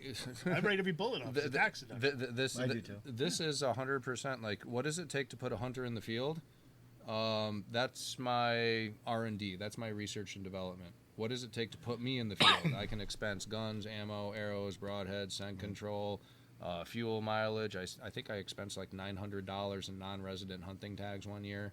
I mean, if it puts me in the woods utilizing my calls, because I build a product for the consumer, I document, I record, I photograph. That's all R&D. That's all business expense. And if you go back to the squealer, the rabbit squealer, I purchased one from Rush the day we did these video tapes, the first video Yeah. tape we did. 3 and then- 3 years? 3 years ago. Yeah, 3 years. And for opening day, I Yeah. did not do any practice with it. You just went out. It just No windshield time. Nope. No windshield time. But Brian and I had, the story I'm about to tell. Brian and I had a deal where, without, just see what happened. And On opening day. on opening day, it was on Facebook. It was a bet. So we talked about it, and just to say it out loud, you can legally shoot a deer in New York State before you can legally shoot a coyote. Yes. So 30 minutes before sunrise on October Yep. 1st. Granted we have early deer management in some wildlife management units. Youth. Well, no. Like No, they like the you southern can zones archery again. hunt in 4J right now. Yeah. Oh, really? Yeah. So antlerless population control, Dope, yeah. good program. Like keep doing that. That's a good thing for population control. But October 1st, Southern Zone, you can legally take big game 30 minutes before sunrise. It's written, and just to say it out loud, if anybody's watching, October 1st for coyotes does not mean 12:01 a.m. October 1st. 6:30, right? It's sunrise. Sunrise. I know. That's why we after- keep Josh around. He keeps us straight. After Because sunrise. you're like, oh, it's midnight. Let's go, boys. Yeah. After Let's load 'em up. sunrise, October 1st. After sunrise, October 1st. So that's when Dennis uses the call. Yeah, So, sorry. go ahead. So I'll continue Brian's interrupted advertisement. Oh, shit. We had an agreement that I would use his caller. And I squealed a couple of times, and I brought in 2 coyotes at about 7 o'clock, 7:17 in the morning. The kids were at the bus stop behind me. And we managed to, when I pulled the trigger, I waited until they would cross. So on video, I killed 2 coyotes with the same .308 round. It's called the very first time I ever used it in the middle of the day. Perfect. Because They did not know what to make of it. They're like, as soon as I made the noise, they come rushing out of timber. Yeah. And then I That stopped. happened to me the first time I blew in it, too. And I was like, holy shit. That's got to And happen. he wants, I need more. He wants us to use windshield time. So Yeah. what he means is you drive around, yeah. you learn how to use it, and we've talked about this before. Probably one of the sticking points you're going to have as a new hunter is you're going to I don't want to go out and make a sound like that because you're going to be 10 miles in the middle of nowhere and thinks everybody's listening to you mess this up. Yeah, right. Yeah. Right. So it's like a stage fright. Stage we call fright. it. Stage fright. So if you're concerned about stage fright, just practice a little bit on when you're driving, when you're by yourself. Yeah, That's- gain your own competency level with it, and your audience is the wild animal. But and- it's made so perfectly. Oh, thank you. You Do you know don't what's need funny to about be an the expert windshield at it. time thing? The whole title of windshield time. We should make stickers that say windshield time. That should be on your call. Yeah. When we went I up still think there, we need stickers to say, "Where's the pancake?" where's the pancakes? Because nobody has opened up a We place need a around Denny's. here for us yet. We've for been us through coyote this. hunters. the pancake? Where's all the Tally pancakes? ho. That's When engraved we in the bought side of my barrel. our first diaphragm mouth call, Yeah. him being he works at night, he's really good with a diaphragm call. Better than I will. I'm not great. No, he's but really good. He's No, really he's good. really good. He's really I good. do make a few The guy noises. that's being modest and everybody else says Right, that you're he's really real. great. Like I'm like, you're good. we get into You're- a you're spot and something happens. You've I'm like, heard- Josh, get your diaphragm. You've call. heard an example of it, and you don't even know it. Oh, And, it's the opening up of the podcast. Yeah. At the opening I, podcast, the bark and the howl, I knew that's that me. was But the windshield time human, thing, and it sounded good. we were at your Thank you. shop and you were like, you hand me this call and you're like, this is how you do it. And then you put me on the spot and you're like, blowing it. I'm like, oh shit. Oh wait, oh you mean the reason why my call is in my truck right, Right. now, and I'm waiting So, for this and I- podcast to be over and be like, Brian, give me some tips. We went through this and he's like, the best thing to do is put your call in your truck. And I'm like, dude, we already do this. Oh yeah, Like it's so crazy. it's like Never driving met around before playing in a our flute life. all the time. But like we just, and that's how you know, I mean, it's you know that it's gonna mesh. Yeah, You know what I mean? yeah. It's like we could finish each other's sentence like that, and we drove out of there. See, Sounds, in love. I know. I'm trying not to be like that. We drove out of there, and Josh's like, "Holy shit, we were there like 2 hours." I'm like, "Dude, I could sit there all night and talk." you to guys him are fun. about that." Like and legit. Carl sent me the link to start listening to the podcast. Yeah, super fucking nervous. By the way, I was like, "Yeah." When you send a text. Right. When Carl told me that he was nervous to send it to Yeah. me, like that 'Cause there's that was fuckery. that's a huge compliment to me. yeah, Like I don't want to be like I'm big tough. Like it just made me feel like held on a pedestal to a different level. Like it made me feel good about what I'm doing. Well, maybe because you And- tried to trademark coyote hunting. Yeah. I think Tony says it best. He says, Rush speaks fluent coyote, and it's the truth. Yeah. It's I When you get approval from like somebody who is at a higher level than you are. I mean, we just came from red lights or whatever not that long ago. Right. Yeah. Like because you've been doing it for so long and make calls to get approval from Yeah. that higher. I- He's like, I think your podcast is great. Everybody's like, oh god. Yeah, I texted all of them. I was like, guy's guys, been guys, doing it forever. guys, Oh, guys. yes, the Look at the screenshots started flying. I'm like, look. I was like, holy shit, he likes us. And you should have seen how they cleaned up the studio before he came. Yeah, we were sweeping fools, man. Just so everybody's clear, we're in Carl's garage, Yeah, and this is the first time. yeah. Well, the there's a first lot of time that 5 or 6 people have been able to fit in To here. fit in Usually, here. yeah, All you have to once. like shimmy sideways. Actually, weren't around we supposed to be across the street in that studio over there? them. The kids. I thought, like, the thought. I brought my gun with me, so yeah. Yeah. Yeah, it has windows. So we're good. I had windshield time. Come on. I had tractor work to do. But I had to run some errands first. So when I was out running my errands, I stopped at the local Walmart and picked up a set of earbuds Just to listen to to us talk. Bluetooth, so I could do my tractor work That's and just huge. keep listening to the That's podcast. Like, huge. I was like, John, genuinely got a kick out of You know- listening to the conversations and how much they resonated with like life. That's what I Your really group of like. buddies just horsing I around. sent a link to a friend of Pierre of mine. She doesn't hunt or anything, but we rabbit hunt on her property. Uh-huh. I'm talking about. Oh God, Kit that's Kat. her. Yeah. That's Kit- yeah, that's that's a Kit. Kit- That's Kit Kat is what I call Oh, okay. her. Call her We my love Kit rabbit Kat. hunting Uh-huh. at her place. So It's just such an awesome I said to spot. her, she's like, I heard you have a podcast.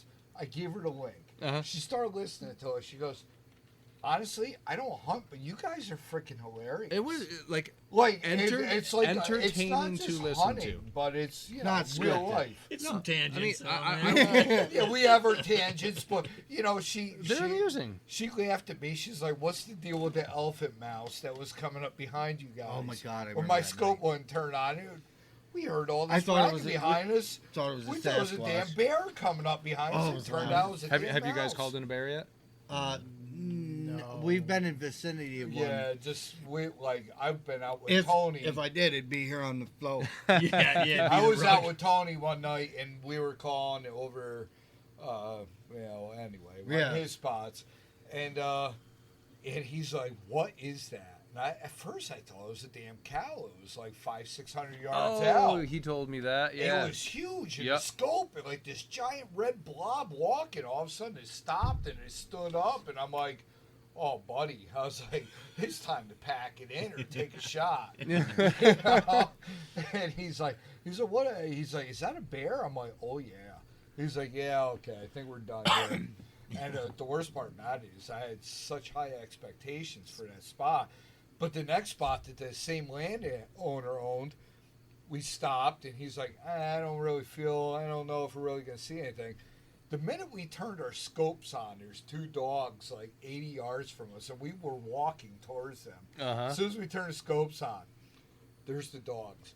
And I'm like, how are we going to play this out? All of a sudden, boom, Shoot, boom, boom, yeah. boom. And I'm like, Tony, what the hell? Yeah, I Tony- was like, your muzzle was like right next to my Tony ear. was a- I'm God. sitting there. Uh-huh. The next 3 days, I heard, Yeah, and I go to him. I was like, 204. I was like, Ask Rusty about it. at least a countdown. Yeah. My I was like, how Ready? are we gonna play this Yeah, out? Are you ready? ready? One, Not two, Tony. Yeah. boom. Tony's like dogs in the field. He like turns in. Swing. He just can't. He can't shut it No, off. no, he's So- obsessed. my Andy let me take the his gun scope, tripod, handheld. He works stupid hours at his job. So mutual friend Chris, he's with me. We drive down to one of my spots, like right at the bottom of the hill where I live. Nighttime, I pull in off of 4-lane highway, and I pull in few vehicle lengths. I'm like way off maintained shoulder, and I park. But before I even pull in, the headlights are off, and I just sit straight so I'm not shining anything. Muscle memory, I do the same thing every single time I get out. We already had the Q&A with safety expectations. Like, totally trust him. My buddy Andy totally trust him using his equipment.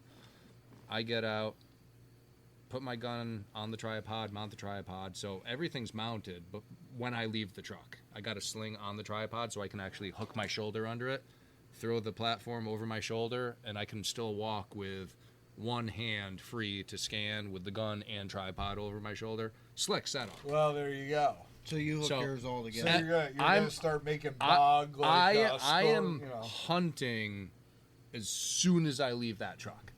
So I'm mounting the gun to the tripod, turn the scope on, throw the magazine in, don't rack around yet, and I look and I grab the objective lens because I know here to here is about 100 yards, and we're going to be calling from here to here. It's about another 100 yards, so I'm just focusing.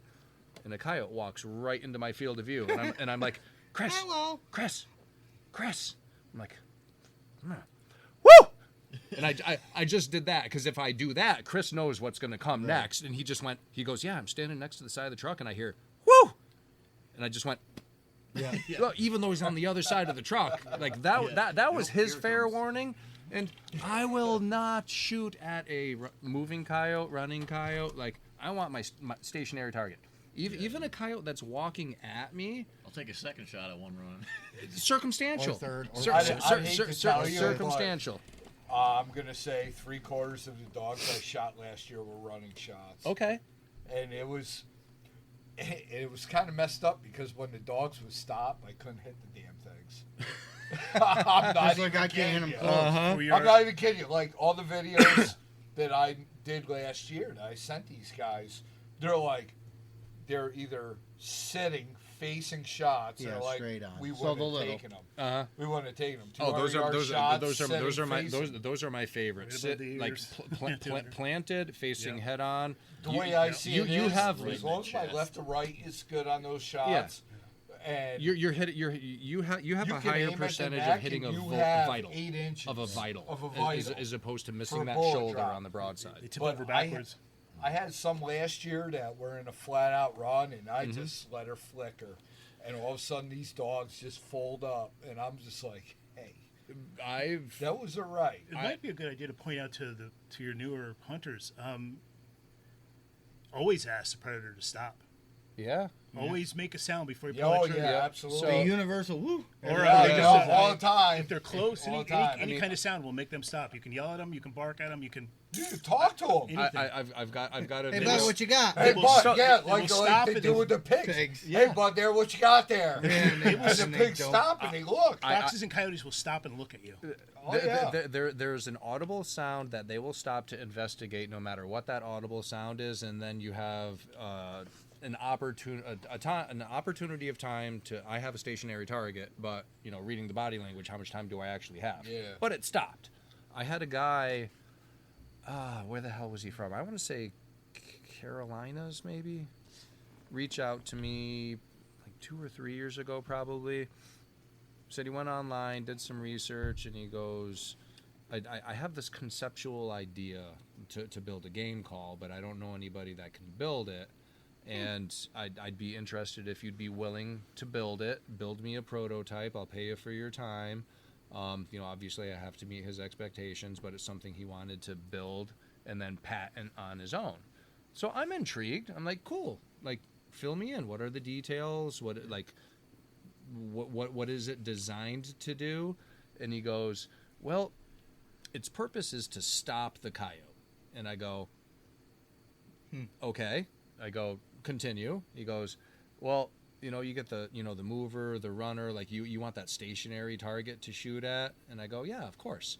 And he goes, this call would just serve the purpose of basically like, he wanted more of like a closed reed howler where you could just grab it, blow into it, get a good howl, and just stop the coyote. And Fast, no thought. I mean, Fast. instead of Fast. a bunch of us sitting out there like Indians yelling, whoop, whoop, whoop. So I go. Well, that's exactly what it's Yeah, like. When you're exactly. trying Yeah. to stop those dogs, Yep. it's like you're an Indian what, out there what yelling, I whoop. what Farther I away told they are, him the louder you're getting. Stop! what I told him was, I'm gonna be 100% honest with you. Every company already, any game call company that is into predator hunting already has an open reed howler or a closed reed or a diaphragm. Which you can do all that with. And I said, I'm also going to be honest with you. If something were marketed for that purpose, I'm not going to take up room on my lanyard for a call that's designed to do one thing and one thing only, to stop think the about coyote. what you can do with a howler. Exactly. I go, I wouldn't take up the room on my lanyard for a one-purpose call. but I go, you'd really be marketing that to like the novice predator hunter that just doesn't know any better. I'm like, I like where your head is at, Right. but thank you for reaching out. I'm not interested. I'm going to have to decline. And that's from a guy who looks like the Coyote Shaman with all of his Yeah. calls on when he goes out there. Yeah. Didn't you invade the Capitol? When did they let you out? I got a big lanyard. But not new. And here we go again. January I- 6th. Well, I somebody- have a pretty big lanyard with a bunch of stuff on it, and I don't even carry it no more. I do still carry my Primos, my 2 little howlers. Mhm. But I carry those, Yep. your howler, Yep. and your rabbit, and that's it. Dude, I don't- I will praise Primos. That little mouse squeaker. Oh God, $10 got that bulb. too. The plastic Yeah, the bulb. That Yep. bulb. I love Like it. when Little you rubber say, ball, yeah. so That you got thing- something. You're behind a rifle. right? I build game And you calls can- for a living. You and can put that thing, pat just them on leave the it in back. your pocket, Yeah. and just go. Yeah. You can While actually, you're- if you play with that, I started teaching my granddaughter how to do this a couple of years ago, and she's only 5 or 6 now. We call it sad mouse Yeah. with the Primus. You can, and you put some emotion into it. Think about Yeah. that little thing that's Oh, yeah. terrified for a little bit, and it brings in coyotes, and it brings in foxes like crazy. Well, real It's hard, a fox You slayer. look at it, like this. Yep. You ever see the little pigs they sell at tractor store? Everybody was buying for grunt For grunt calls? tubes, yeah. Oh freaking God, deer. yeah. Oh yeah. It's like You- here it is, this dog toy that they were selling. It's a squeaky toy. And that's that all has you need. become one of the best deer stopping. Yeah. You know. Think about why they put the squeakers in your dog toys. Well, that's exactly right. It's the hunting instinct. Yeah. Exactly. You could cut Yeah. one of those out. Matter of fact, I'll make a bet. I'll use one of those this year. I'll cut one out of the retrievers ones and squeak it. No. Because it sure brings my dogs. Guaranteed. No, absolutely. I Absolutely. have more questions. Yeah. We've been We going have out answers. this for a while. How- Josh has to how, work how long tonight. how long are we into it? Hour 46. That's not awful. Okay. No, I got plenty of time. You're good. Yeah. I'm just worried about you. I want Listen, you to make be sure rested. you get time to get Brian his plug in for his, for his calls and everything. What have we been doing for the last hour? We're Have you been listening? We're gonna Yeah, need you yeah, to but blow make on sure one you of get those. all the, We're gonna take care of that. Put a link after. in. Can you put a link? yeah, put a link in. Yeah. We can figure that out. Anyway, what got? So you make calls. Yeah. When did that start? When did you? Because we always talk about Yeah, our yeah. first coyotes, Yeah. right? Yeah. If do you remember your first coyote? Oh, I do. Awesome. I vividly remember That's the what first I want coyote. to know. And it was nighttime, natural moonlight, 12 gauge, number 4 buck, Oh, That is Headshot. not what I expected. 20 yards. Yeah. Did you call it? Oh yeah. So is that when you were making calls, or No, this is like just prior to. You... Now I'm going to put you really on the spot. How Yeah. long ago was that? 10 years. 10 years. Probably. Okay.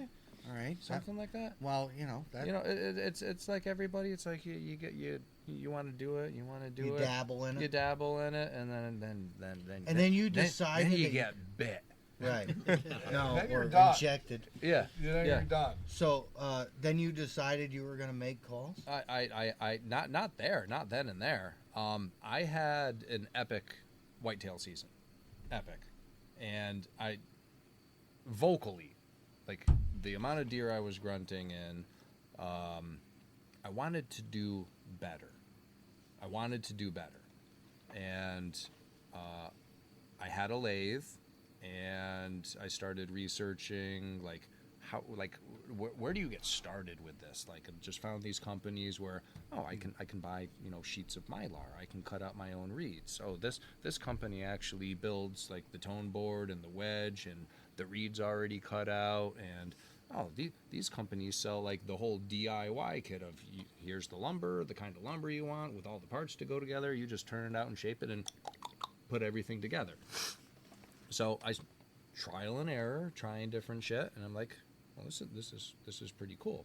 It sounds like a grunt tube. It's supposed to sound like a grunt tube. Like, pretty cool. Still to this day, the number one game call that I sell is my deer calls. It's a completely unorthodox reed. I make a comparison of the best analogy. I'm gonna have to buy that one. I'm just thinking coyote, and I just totally bypassed the deer in my mind. You know that Waterfowl, turkey, whitetail, other cervid animals. You ever hunt Sika deer? So what? No, I'm Sika stuck deer? here in New York. Yeah, man. in Delaware, those little tiny marsh deer. Yeah. Oh my God, so much fun! Like when those little stags bugle, they sound like a 400-pound elk. They give it 110%. But they're little. They're little. Yeah, They're little. You throw them over your shoulder like a 100%. dog and pull Oh them out. yeah. They're tiny. Fun, cool little animal, delicious. Like Yeah. out of any cervid animal, antlered animal being cervid, any cervid animal I've ever eaten, Sika deer was amazing, Wow. delicious, little swamp thing. So it was deer calls then. Deer calls was really like the catalyst of like wanting to do more with like building and learning. There's a name, Peter Fiducia. He's known throughout North America as the Deer Doctor. The Shooter's Bible Guide. Have you ever seen that book? No. That line? No biggie. Yeah. I've seen it.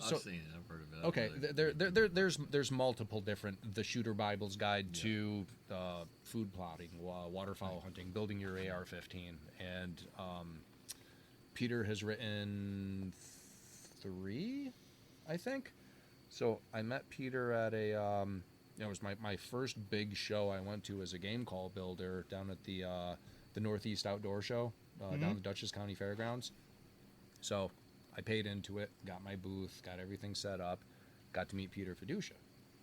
Peter came over, checked out my table, and he's like, impressed, craftsmanship. He's like, you make all these? I go, yep, all by hand, caliper measurements. And he goes, you mind if I blow into one? And I go, be mine? Absolutely. This guy's at the top of his game in the whitetail industry as an educator.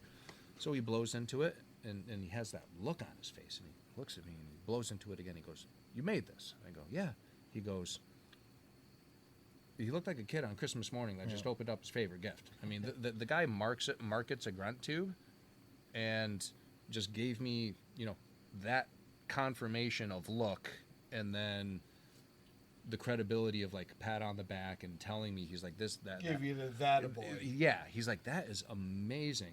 And then we had the conversation of like, why this, why that, how come you built it this way, what did you do? And I go, I said, honestly simple. Like, you look at the human lung capacity, it's very similar to a sizable white-tailed deer. When we exhaust air, we have conversation. We exhaust air from our diaphragm.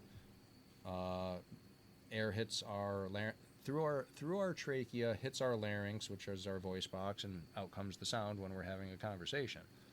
And the question he asked was, how come I didn't put on one of those plastic corrugated tubes on the end? Everybody does the tubes. Yeah. And I said, if you think about this, in theory, when I exhaust air from here, it goes through my trachea, the air hits my voice box, and then comes out my mouth. Look at the order in which you're blowing through a grunt tube. The air's coming through your from your diaphragm. That tube is technically on the wrong end of the grunt tube because the air is traveling through here. I'm not talking, the reed's doing the talking for me. So that tube just became completely redundant in my opinion. And so the only conversation that I really had where somebody's like, well, yeah, just projecting sound in different directions. And I looked at the guy in an open venue, and I just used the palm of my hand, this way or this way, just to project sound. You do it with the rabbit too, like you get Yeah. real aggressive with yeah. the rabbit. Oh, yeah. So- And the howler too, Yeah. because you were throwing it behind us that one Yeah. night, and I was I will always, and next weekend you'll hear me say this again. But if I took 2 people, the proficient deer hunter and the proficient turkey hunter, who's going to manifest faster into a better predator hunter? It's going to be your turkey hunter. Just from a calling dynamic, the only difference between your turkey and your whitetail and your coyote is olfactory sense. Yeah. If turkeys could smell, we'd never freaking Oh call my them and kill God. them. No, Oh, yeah. no, wouldn't happen. Yeah, that would be a tough one. And then we'd have open season with 17 HMRs shooting turkeys. Right. So, Pierre's like, oh, we need a sound. Yes! Hooray! so if I were to pick one hunter that's going to manifest faster into a better predator hunter, I would choose the turkey hunter before the whitetail hunter, just based upon calling dynamics. And oh man, where the hell was I going with that? That's where you started. That's where you made the grunt call. yeah, that's where I made the grunt calls. Yeah. Mammals, just mammals, period. So audibly communicating with mammals, the natural order of instinct of survival. And there's only, in my opinion, there's only 3 things that you need to be self-aware of when you're calling to a mammal, whether it be a deer, a fox, a coyote. You start the conversation as the caller. So you audibly start the conversation, and it doesn't matter. Is it a prey distress? Is it a howl? Is it a grunt? Like you're vocalizing, communicating to a mammal. So the first thing that happens is they hear it. The second thing that happens is if they decide that they want to investigate, they heard it, then they're going to want to see it. So wherever they're coming from, breaking that sanctuary of cover, cutting distance, they're not necessarily coming to the sound, but traversing at an angle to sound and downwind. Smell. So as the approach happens, and this is going back to not every animal, not every mammal, but based upon statistical validity of this is what happens almost every single time to prepare for this, they hear it, then they want to see it, and then they want to smell it. So just remembering those 3 things in that order allows you as the caller, allows you as the hunter to premeditate absolutely every single stand before you even make a sound. Where's the habitat? Where's the animal? Where do I expect the animal to come from? Which way is the wind blowing? And also the variable to throw out there. What if you have that hard charging coyote that just disregards its sense of security and it's like, whew, I'm coming in hot. Yep. So do any left-handed shooters? Okay, all right-handed shooters, so this applies to everybody. So there's, one story from one page of one chapter of a book that's this thick. This is what we expect to happen every time. So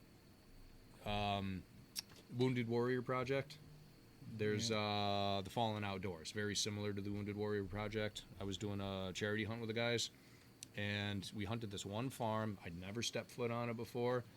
Park the truck, we walk up, like it's the apex of this property. It's so high up, and I love utilizing this story as an example because it's happened so many times, but just how this particular one played out. Parked the truck, got out, and just like I scanned. I looked at everything, checked the wind direction, and I go, yeah, we want to go down over here. And he's like, okay. So I had myself plus 2 vets. We're walking down, and the guy goes, wind's hitting us right in the back of the head. I'm like, oh yeah, I know. Mm-hmm. And he's like, didn't get it. So I've left out a part of the story.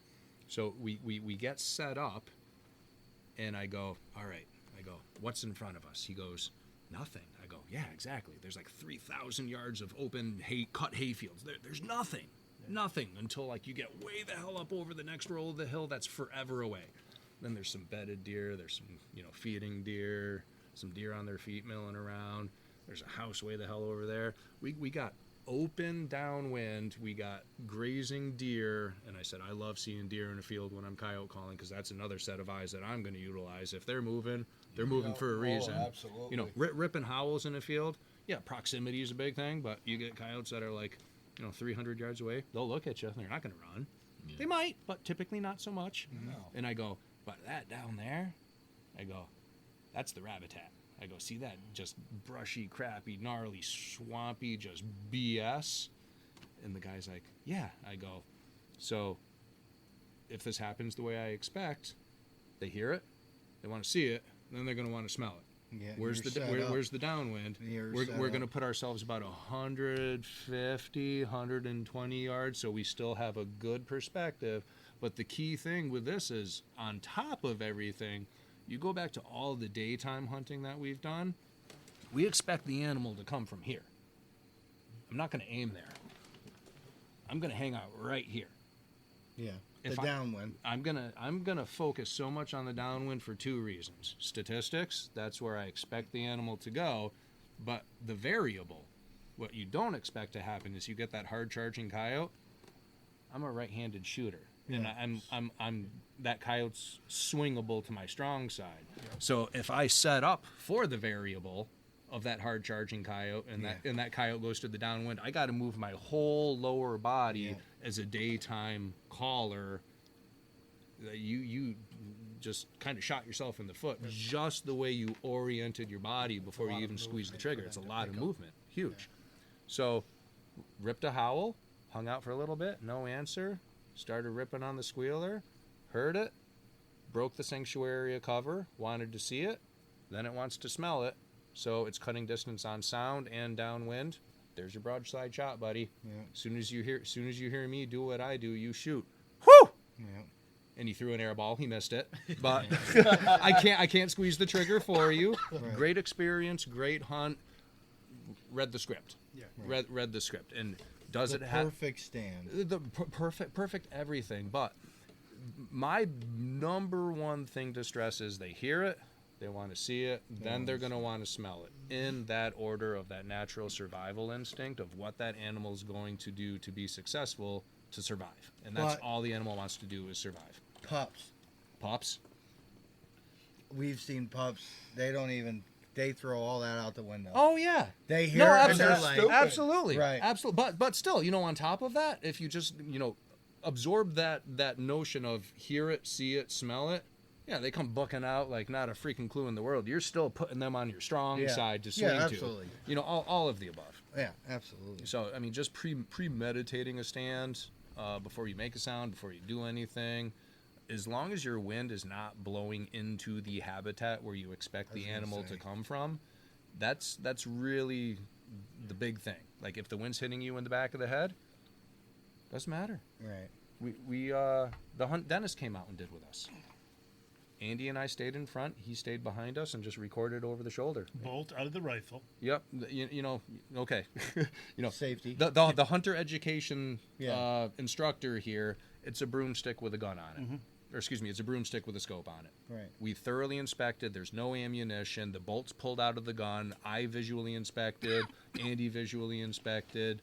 Put a plug in it. Like, it's a broomstick with the scope on it. Right. We don't want Dennis to have to re-zero his scope for no reason. Right. There is a reason, but is it a no-no? Yeah, it's a no-no. Yeah. But we were very, very, very, very, very diligent. So I make my living as a safety director. yes, and that's what Yeah. Dennis does for a living. Yeah. So You're the guy that shows up and everybody's like, shit. yeah, Oh, PPE! Get your PPE! You're throwing hard Get hats your are hard flying hat. across the room. I thought they were celebrating my arrival. Yeah. It was really good to see you. I just until burst learned into what the you did. bubble there. so Dennis is recording Andy and I, getting set up, talking about what we're thinking is going to happen, and I'm just a black hole. yeah, Yeah. I don't make any sound just watching it too. I just referred to Dennis as the Predator Press. That's Yeah. all he's doing. He's the embedded journalist in the field watching Andy and I do what Andy and I do. Through a thermion or? Yeah, thermion. Yep. So we get set up, and this one particular property, we're facing due west with a western wind. We're basically just facing straight into the wind. There's a big swamp to our right. There's another one to our left. We're basically at the apex of the property. But the rolls of the hill, you can't get too close to the edge to see over the rolls, Yep. because now you're just hugging habitat, and you're going to lose perspective.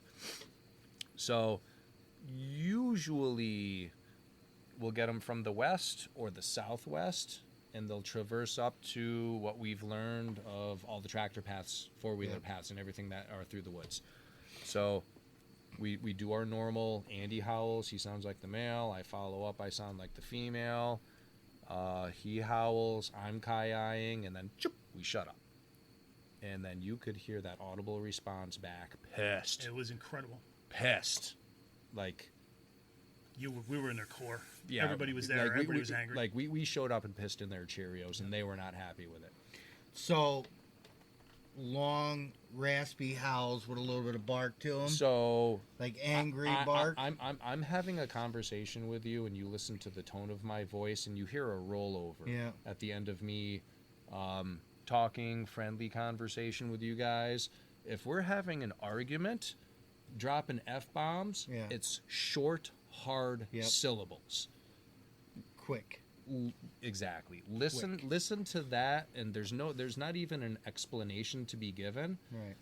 Interpret English and coyote.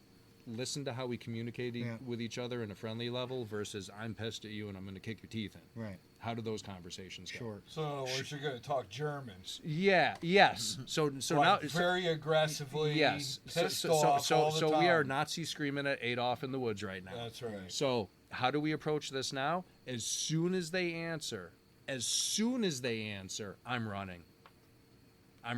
He took off I like at an angle away. I literally, as soon as they opened up their mouths, I picked my tripod up. Andy aimed straight west, and I went whoo, and just ran straight south. I wanted to get as close as I can to the roll of that hill right there, knowing they heard we were right here. Andy's got the west. If they pop out southwest anywhere in that field, I'm on the other side of the hedgerow. I'm taking this one. And the number one thing is, which way is the wind blowing? It's hitting us in the face, but now we're technically hunting the animal with crosswind. So now it's blowing from right to left. More than likely, I'm going to be getting the shot. Yeah. If they're howling, and it was crusty. It was crusty and crunchy. We made a lot of noise. 3 men walking. Yeah, three dudes walking into stand. We ripped those first howls, and if I were to take an educated guess, I know I heard a mating pair. It was 2, Yeah. which to the uneducated sounds like 6. 16. Yeah. Yeah. So, right. I know I heard mating pair, and if they're howling, I need to cut distance now and do it fast. I need to get to that next little whoop Yeah. of The attention's off of you. of topography. But if they're making noise, they can't hear me. Right. So The attention's off you. I booked it. I got there. I can still hear them making noise, and then I just start kicking all the crunch away. Set the tripod down. Now I got the freedom of movement. Now I'm standing on powder. Like, you're in trouble now.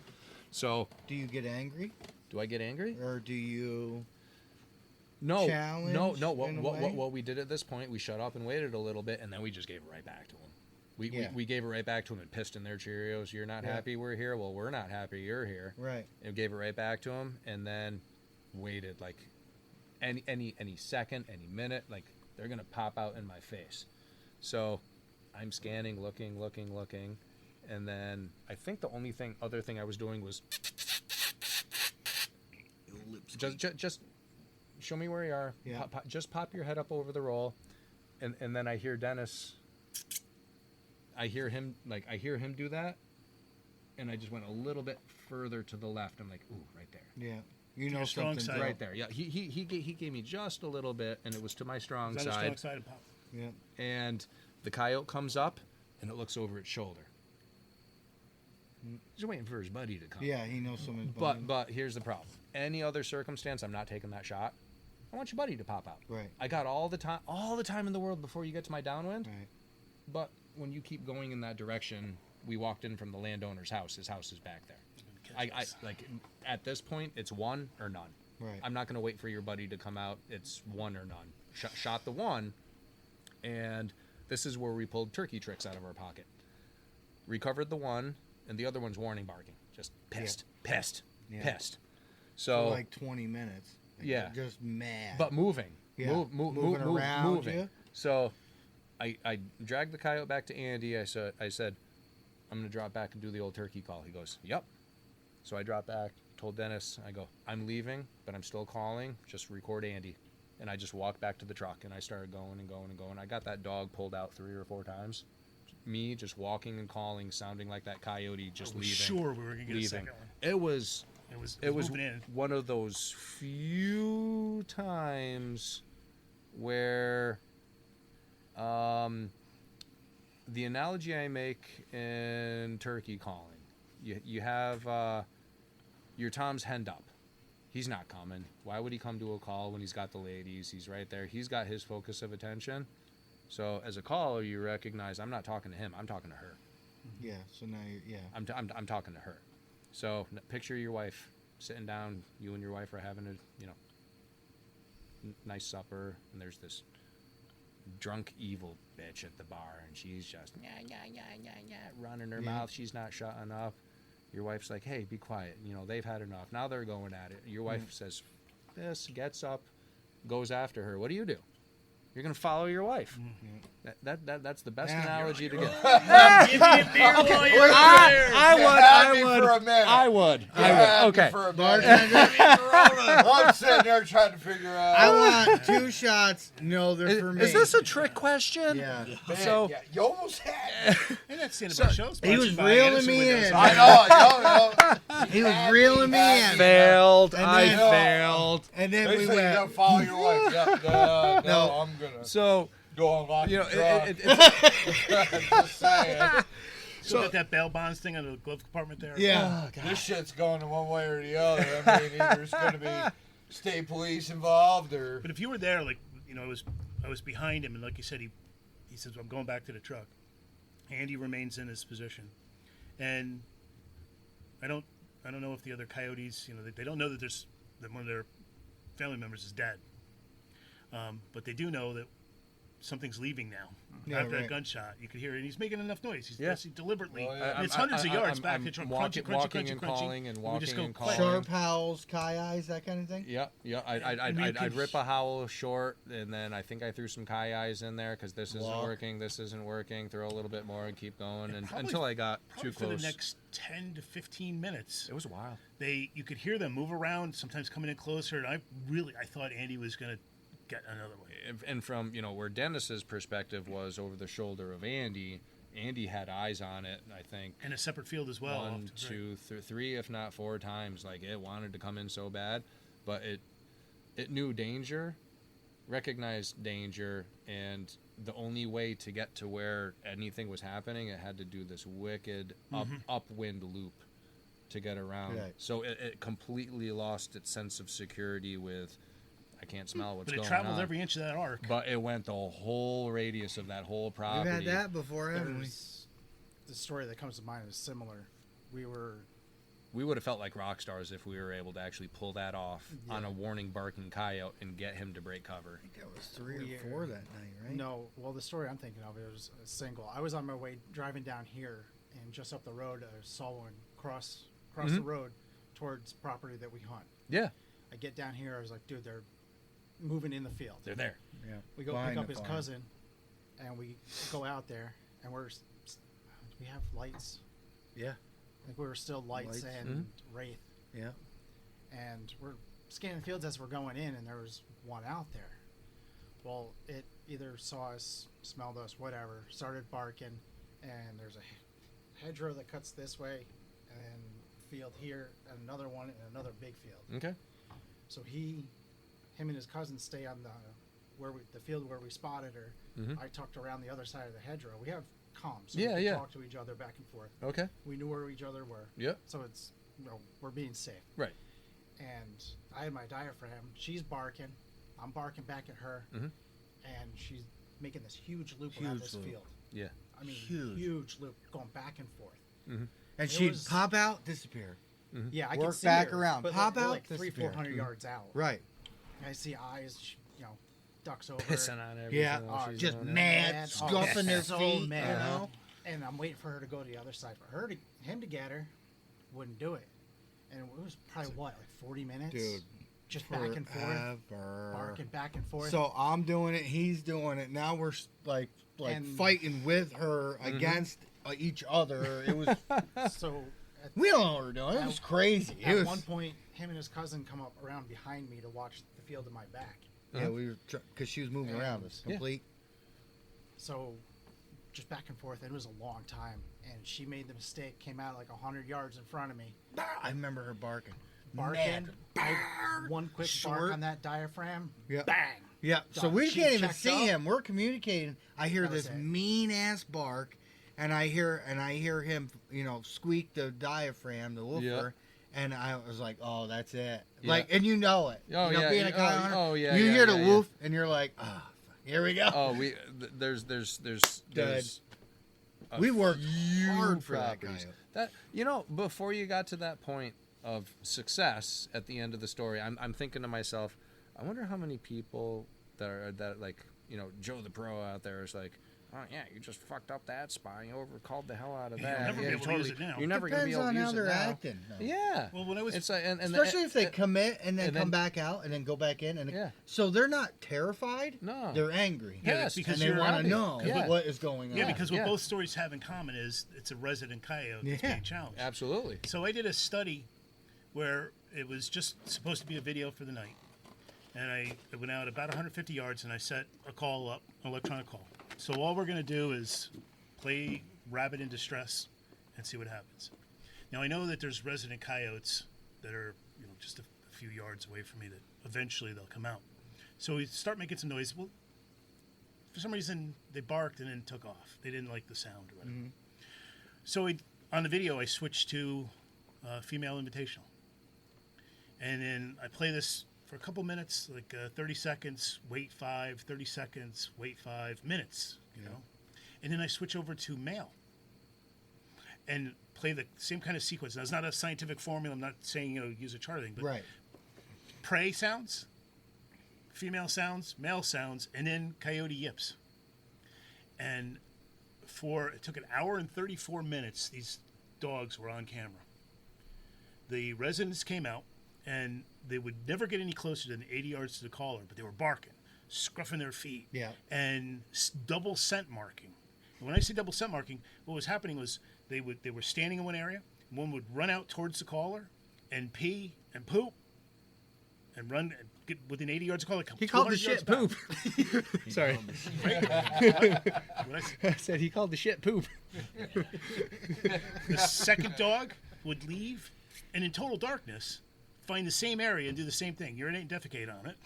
Definitely. And then close that.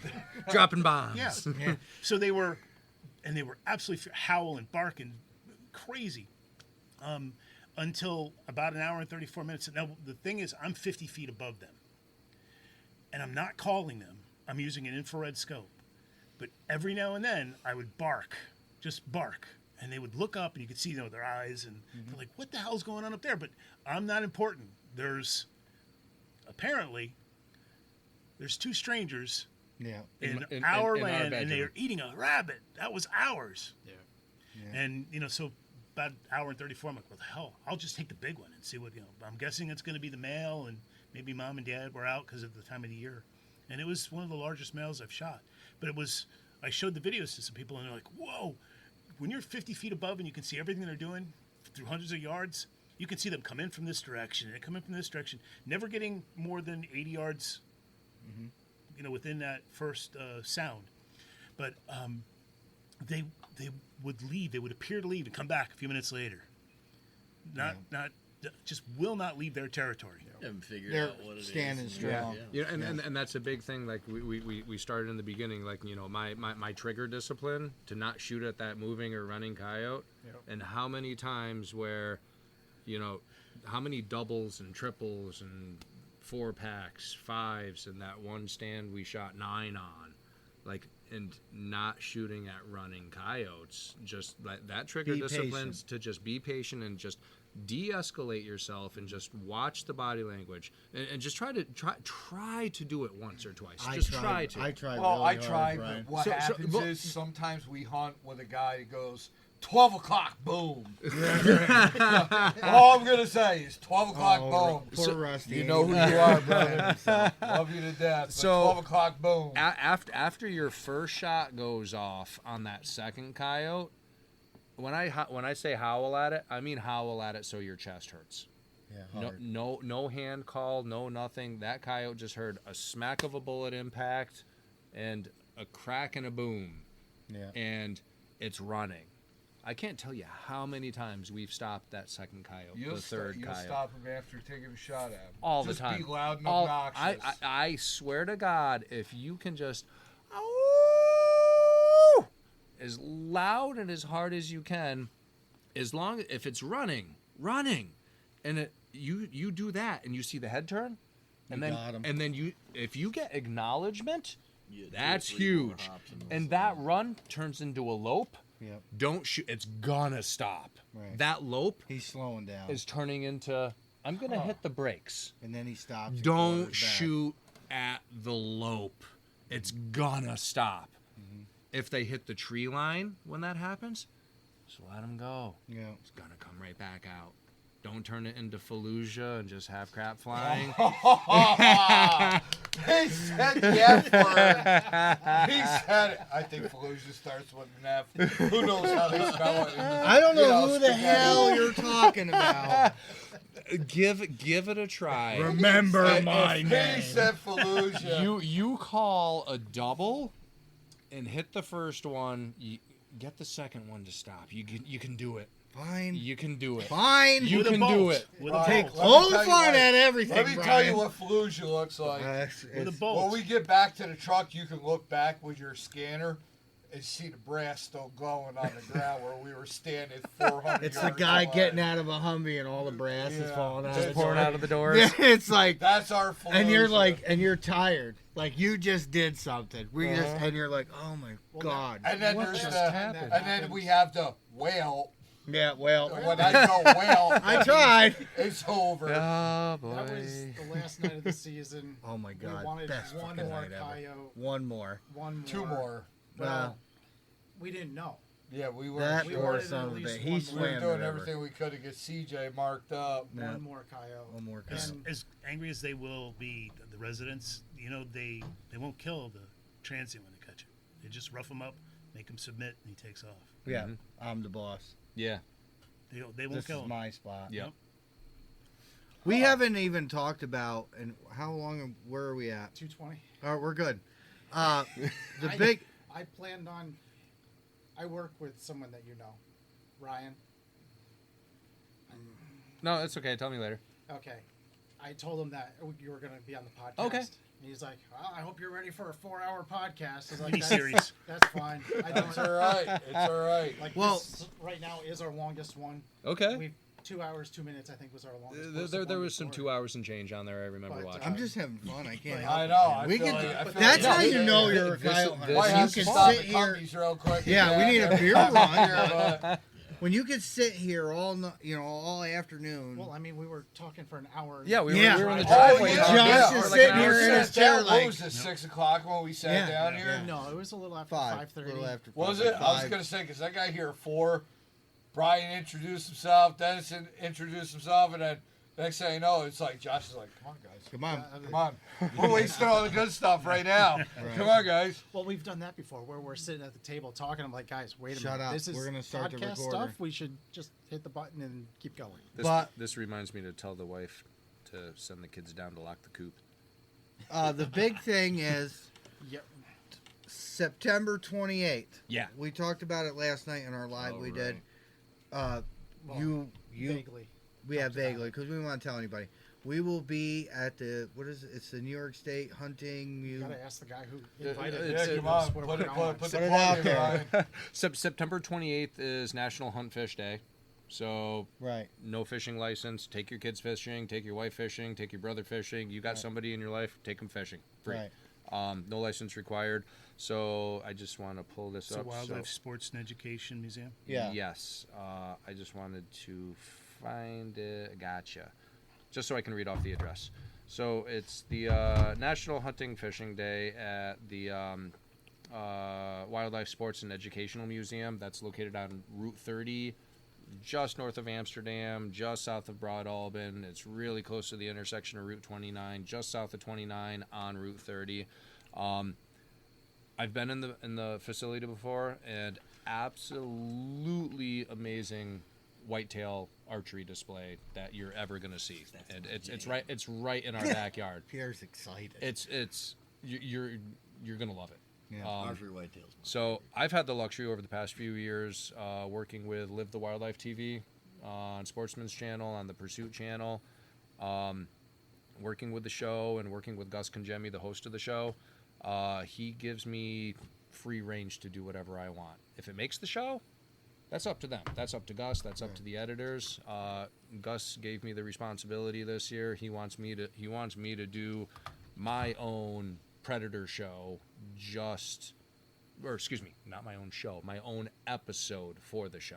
Okay. So I'm going to be documenting like everything through the whole That's entire course awesome, of the brother. season. Right. I'm excited for it. Like Right. Gus has always patted us on the back, like footage, producing when they need something. I mean, I look at opportunities like this. It's marketing. Yeah. It's marketing for me. There's no financial exchange. I give them free content. I get free exposure on a national level, and I get to be on TV. And I mean, I've had phone calls from reps from the NRA from California because they wrote down my information because of the back window on my pickup truck. Right. Cool stuff. Right. So Gus is going to be there. You guys, Yeah, because of you. yeah, We had talked about doing this, and I was like, being like the kid, I was giddy and stupid. And I'm like, you should come down and do one. And then I was super nervous about sending it to you because I was like, man, if he listens to this. it's fun. And I'm like, I am. he's going to be, because I've approached other people that are in our field. I want to say our field. Known people. Yeah. No response. Yeah, that's pretty common, unfortunately. It's Sent, talked about this before. sent the links out. yeah. Yep. So here we are. Listen to us. You're well known in New York State. We're talking New York State. Mm-hmm. We want to get you in. Yeah. And ghost, nothing. You were down with it. You're like, we'll figure it out. Dennis had messaged me a couple times, and we were working on it. And then the next day, you're like, hey, by the way, we're doing this thing. Yeah. Bring your stuff. You guys come up, and I couldn't. Man, good thing you weren't in my kitchen when I sent that text out.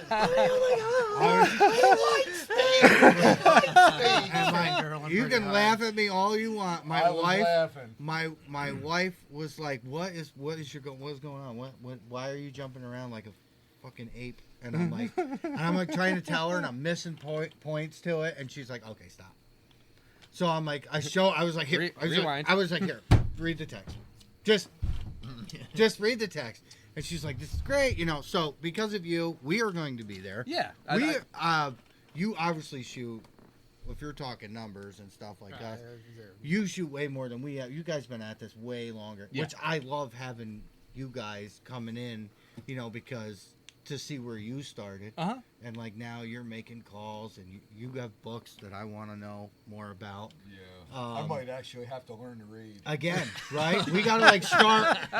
We gotta start. He's sitting there. He's like, well, my first book. And I'm like, holy crap, how many books has this guy got right? Right. And I'm just like, The first, I'm doing my third predator hunting book right now, but the first draft was over 500 pages. Right. And I'm like, no, the guys that I know aren't going to read 500 pages. No. Yeah. all I'm going to say is it's a good thing the man and the dog. Right. You know what I mean? Right. They're simple.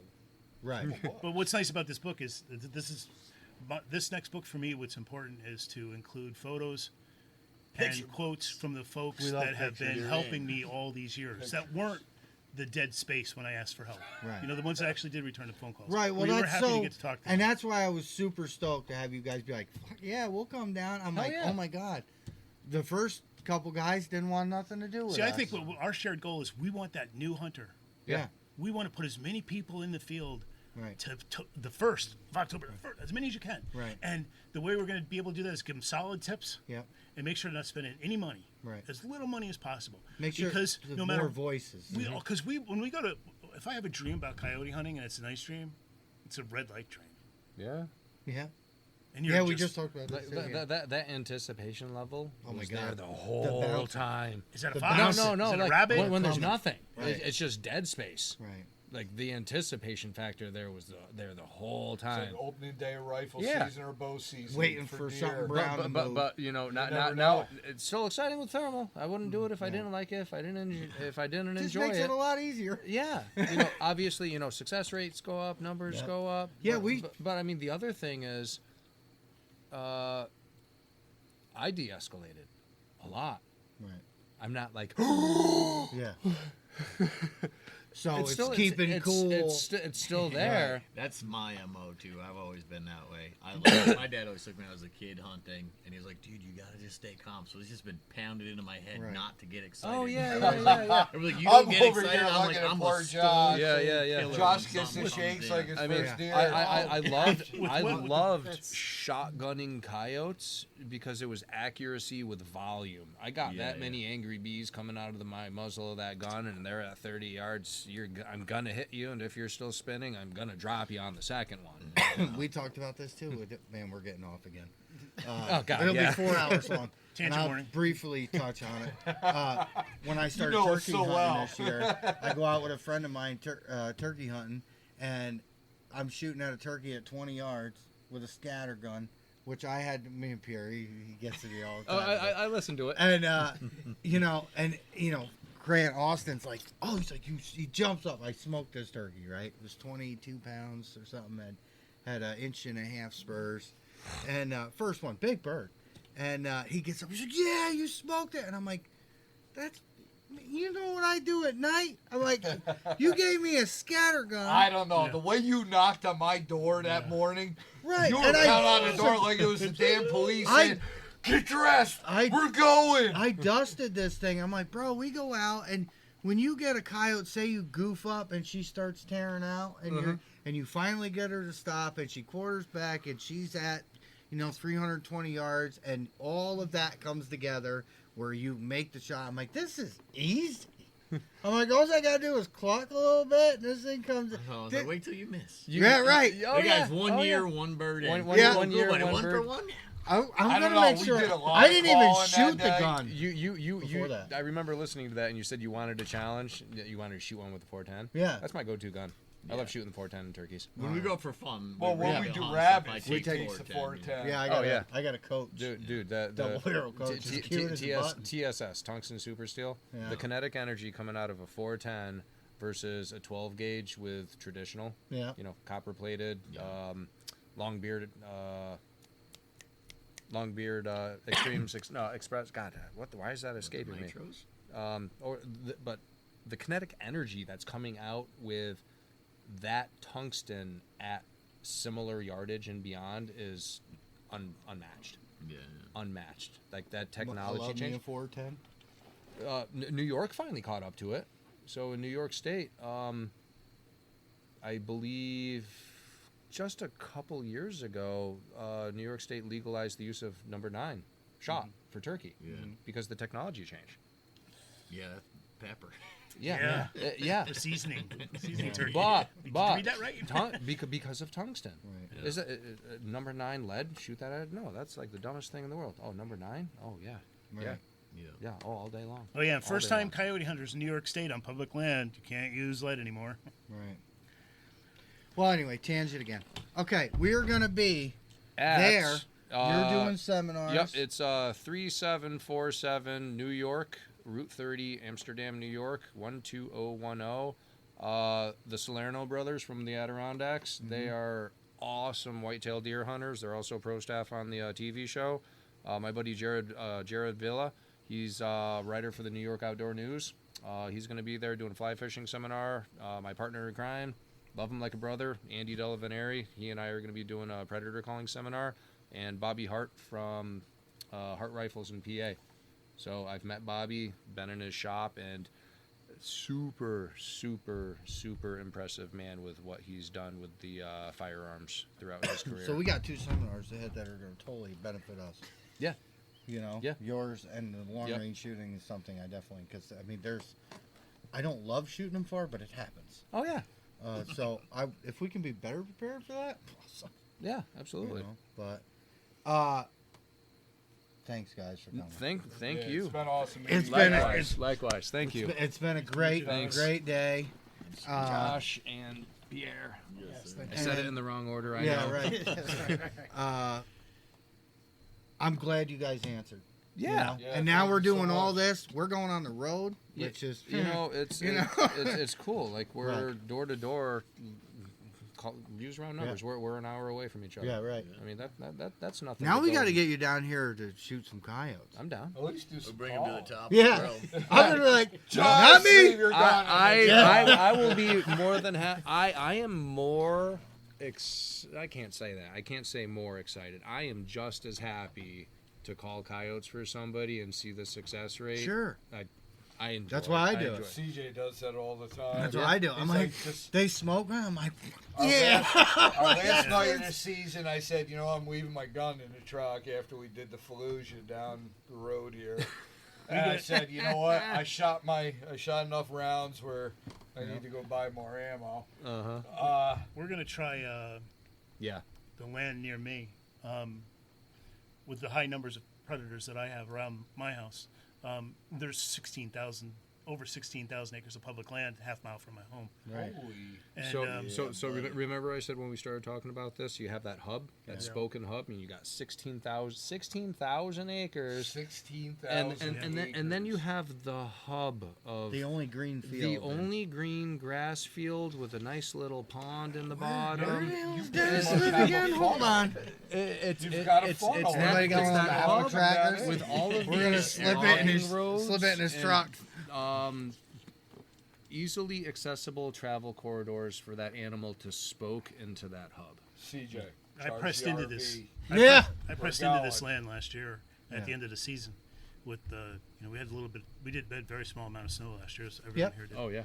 And the number of predator tracks on so this is mostly timberland, and it used to be owned by a wood company. The number of predator tracks on the edge of that just before it hits the road, the trails, Yeah. bobcat, fox, coyote, crazy. Right. But it's going to be a shotgun night, Yeah. and I think we could probably call Night? six, shotgun night. Oh boy. I told Dennis I want to manifest it from day into night. Yeah. Make the trip out there and It'll just be a night long event because I'm pretty sure in that period of time, That time- I'd like to that- see us take 12. time frame. Crazy stuff's gonna happen. Awesome. We, Sounds like a great time. Another quick tangent. Tangent. Talking about tracks. Dennis, thank you for coming. Thank you very much. I It's appreciate it. it's nice to finally meet you. Quick before we go, Yeah. where can the people find you? Oh, my website, www.rushcustomcallers.com. Live the Wildlife TV, Sportsman's Channel, Pursuit Channel. I've got, I don't even remember, but there's quite a few episodes that I'm involved with, working with the show. Downwind Outdoors, Yeah. daytime videos, absolutely amazing. You want to hear, not in the beginning, but the last few episodes when they manifested over from their old builder to mine. But those are my calls that you'll hear at the however many of the last videos that they produced. If you'd like to really see a couple of good videos with Brian showing you how to use the calls and how to practice with, they're very, very good. What I would suggest is open up your YouTube browser and type in the words either open read or the phrase close read, and that will pull up a picture of Brian. You'll see him. It looks something like this. Yeah. And you get the full Brian, and it's the full Brian. yeah, it's really he's a very good instructor that way. They're great videos. If you're looking for me, I'm at thepredatorhunter.com. One word, thepredatorhunter.com. And you'll find a variety of, I think there's probably 150 articles there on everything you could possibly imagine, on whether you want to hunt coyotes in the rain, the wind, the snow, what times of the day to call, what times of the year to call, what calls to use. You can learn a lot about the biology of the coyote that will help you understand the animal after. I spend a lot of time on how to recover a wounded coyote. A lot of time on that, which is something you're going to want to know, especially if you've wounded your first coyote and you think he could be 5 feet away or he could be 50 yards away. And I spend a lot of time on how to build the best bait piles you can possibly build. And those articles are there. You just have to. I just see these guys look everybody's like everybody faces just looked go, at each other. "Oh, I wanted to see yeah." what their reaction was going to be. We got to go. Dennis, we are on this. Yeah, you got us. And if you go on Amazon itself, just type in my name, Dennis Gilmore, and it'll pull up the 3 books I have available. One of them is a medical book on tinnitus.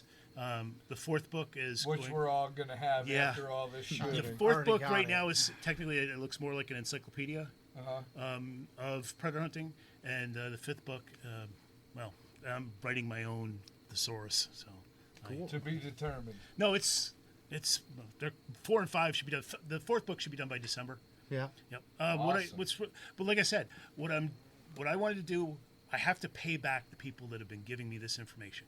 So in every chapter, there are stories and pictures of people in their coyote hunt or their fox hunt or their bobcat hunts. Oh, that's cool. So it's they have something that it's my way of thanking them. That here's your story and here's your photo, and I have a chapter on Brian, on his calls and how to use his calls, and you'll find some articles on thepredatorhunter.com that relate directly to Brian. So you can just say Rush Custom Callers in there in the search bar. Look in your search bar for those stories. All right. Fantastic. Thank Yeah, you I get guys. Google changed its Yeah, algorithm. that goofed a lot of things for And you. it hurt a lot of us guys that had these niche websites that are based on experience. I mean, I had Niche. 3,000 readers a day at this time last year. Just Yeah. Oh, yeah. tangent again. Yeah. Yep, 3,000 a day last year at this time. You know, they're doing like 150, 200 a day. Well, you gained a couple. Yeah. As long as you promise to come back. Oh yeah. You Oh, know, I told Dennis before we came here when we were chatting on the phone the other day. I go, this is not a one and done. no, I think we should. Yeah, you know, no. you know what's really Excellent. needed? I Have like a it. show that's just the first time predator hunter. Right. You know, don't waste your money on equipment. Right. I think if I was to throw out one last thing as a new predator hunter, go by yourself. Yeah, we all hunt in groups, but go by yourself the first time. Likewise. If you go with a friend who's never coyote hunted or predator hunted before, because you wake up, your pal, all you're doing is doubling the noise, doubling the scent, and doubling your sight. Just go by yourself. Use the Rush Custom Caller, an old rifle. The only thing I would say is that we haven't talked about. Make sure the scope is dialed in.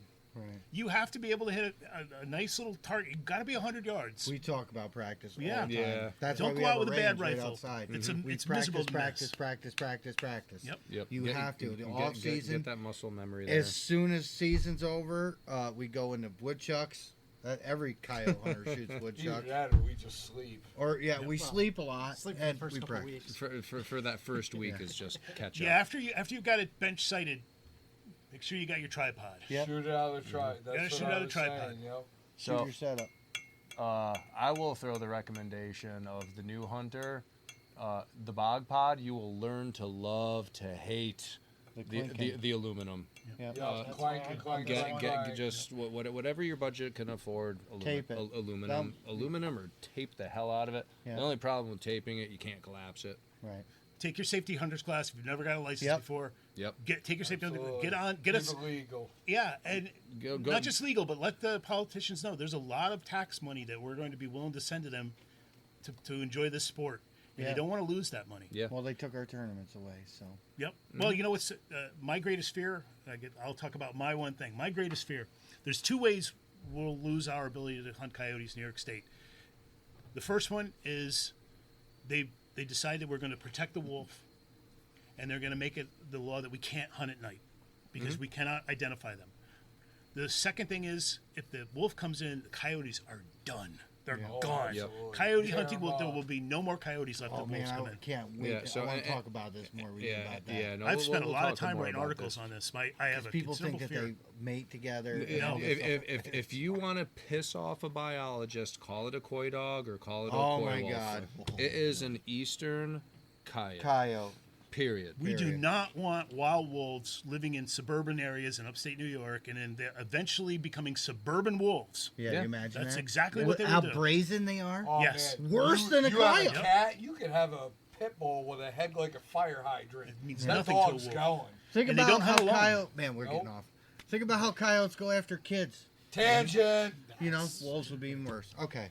No, We totally gotta- Wrap it up.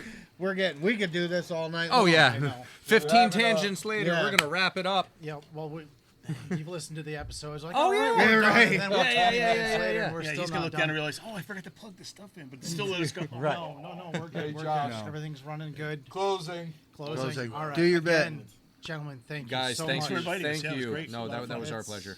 Awesome. I to enjoyed. have you guys here. One Predator. Yep. Getting worked up. The Uh, podcast, Apple, Spotify, Amazon, a bunch of different places. You know where to listen to us. You can find us on YouTube, where we've been for the past 3 hours. Yeah, awesome. The One Predator Facebook page. Yeah. We're all there. We have a TikTok. It's kind of rough. TikTok is rough. Instagram probably pick up once the season starts. We can Yep. start getting pictures and videos. Yep. But It's gonna be a good time. thank you again, gentlemen. We'll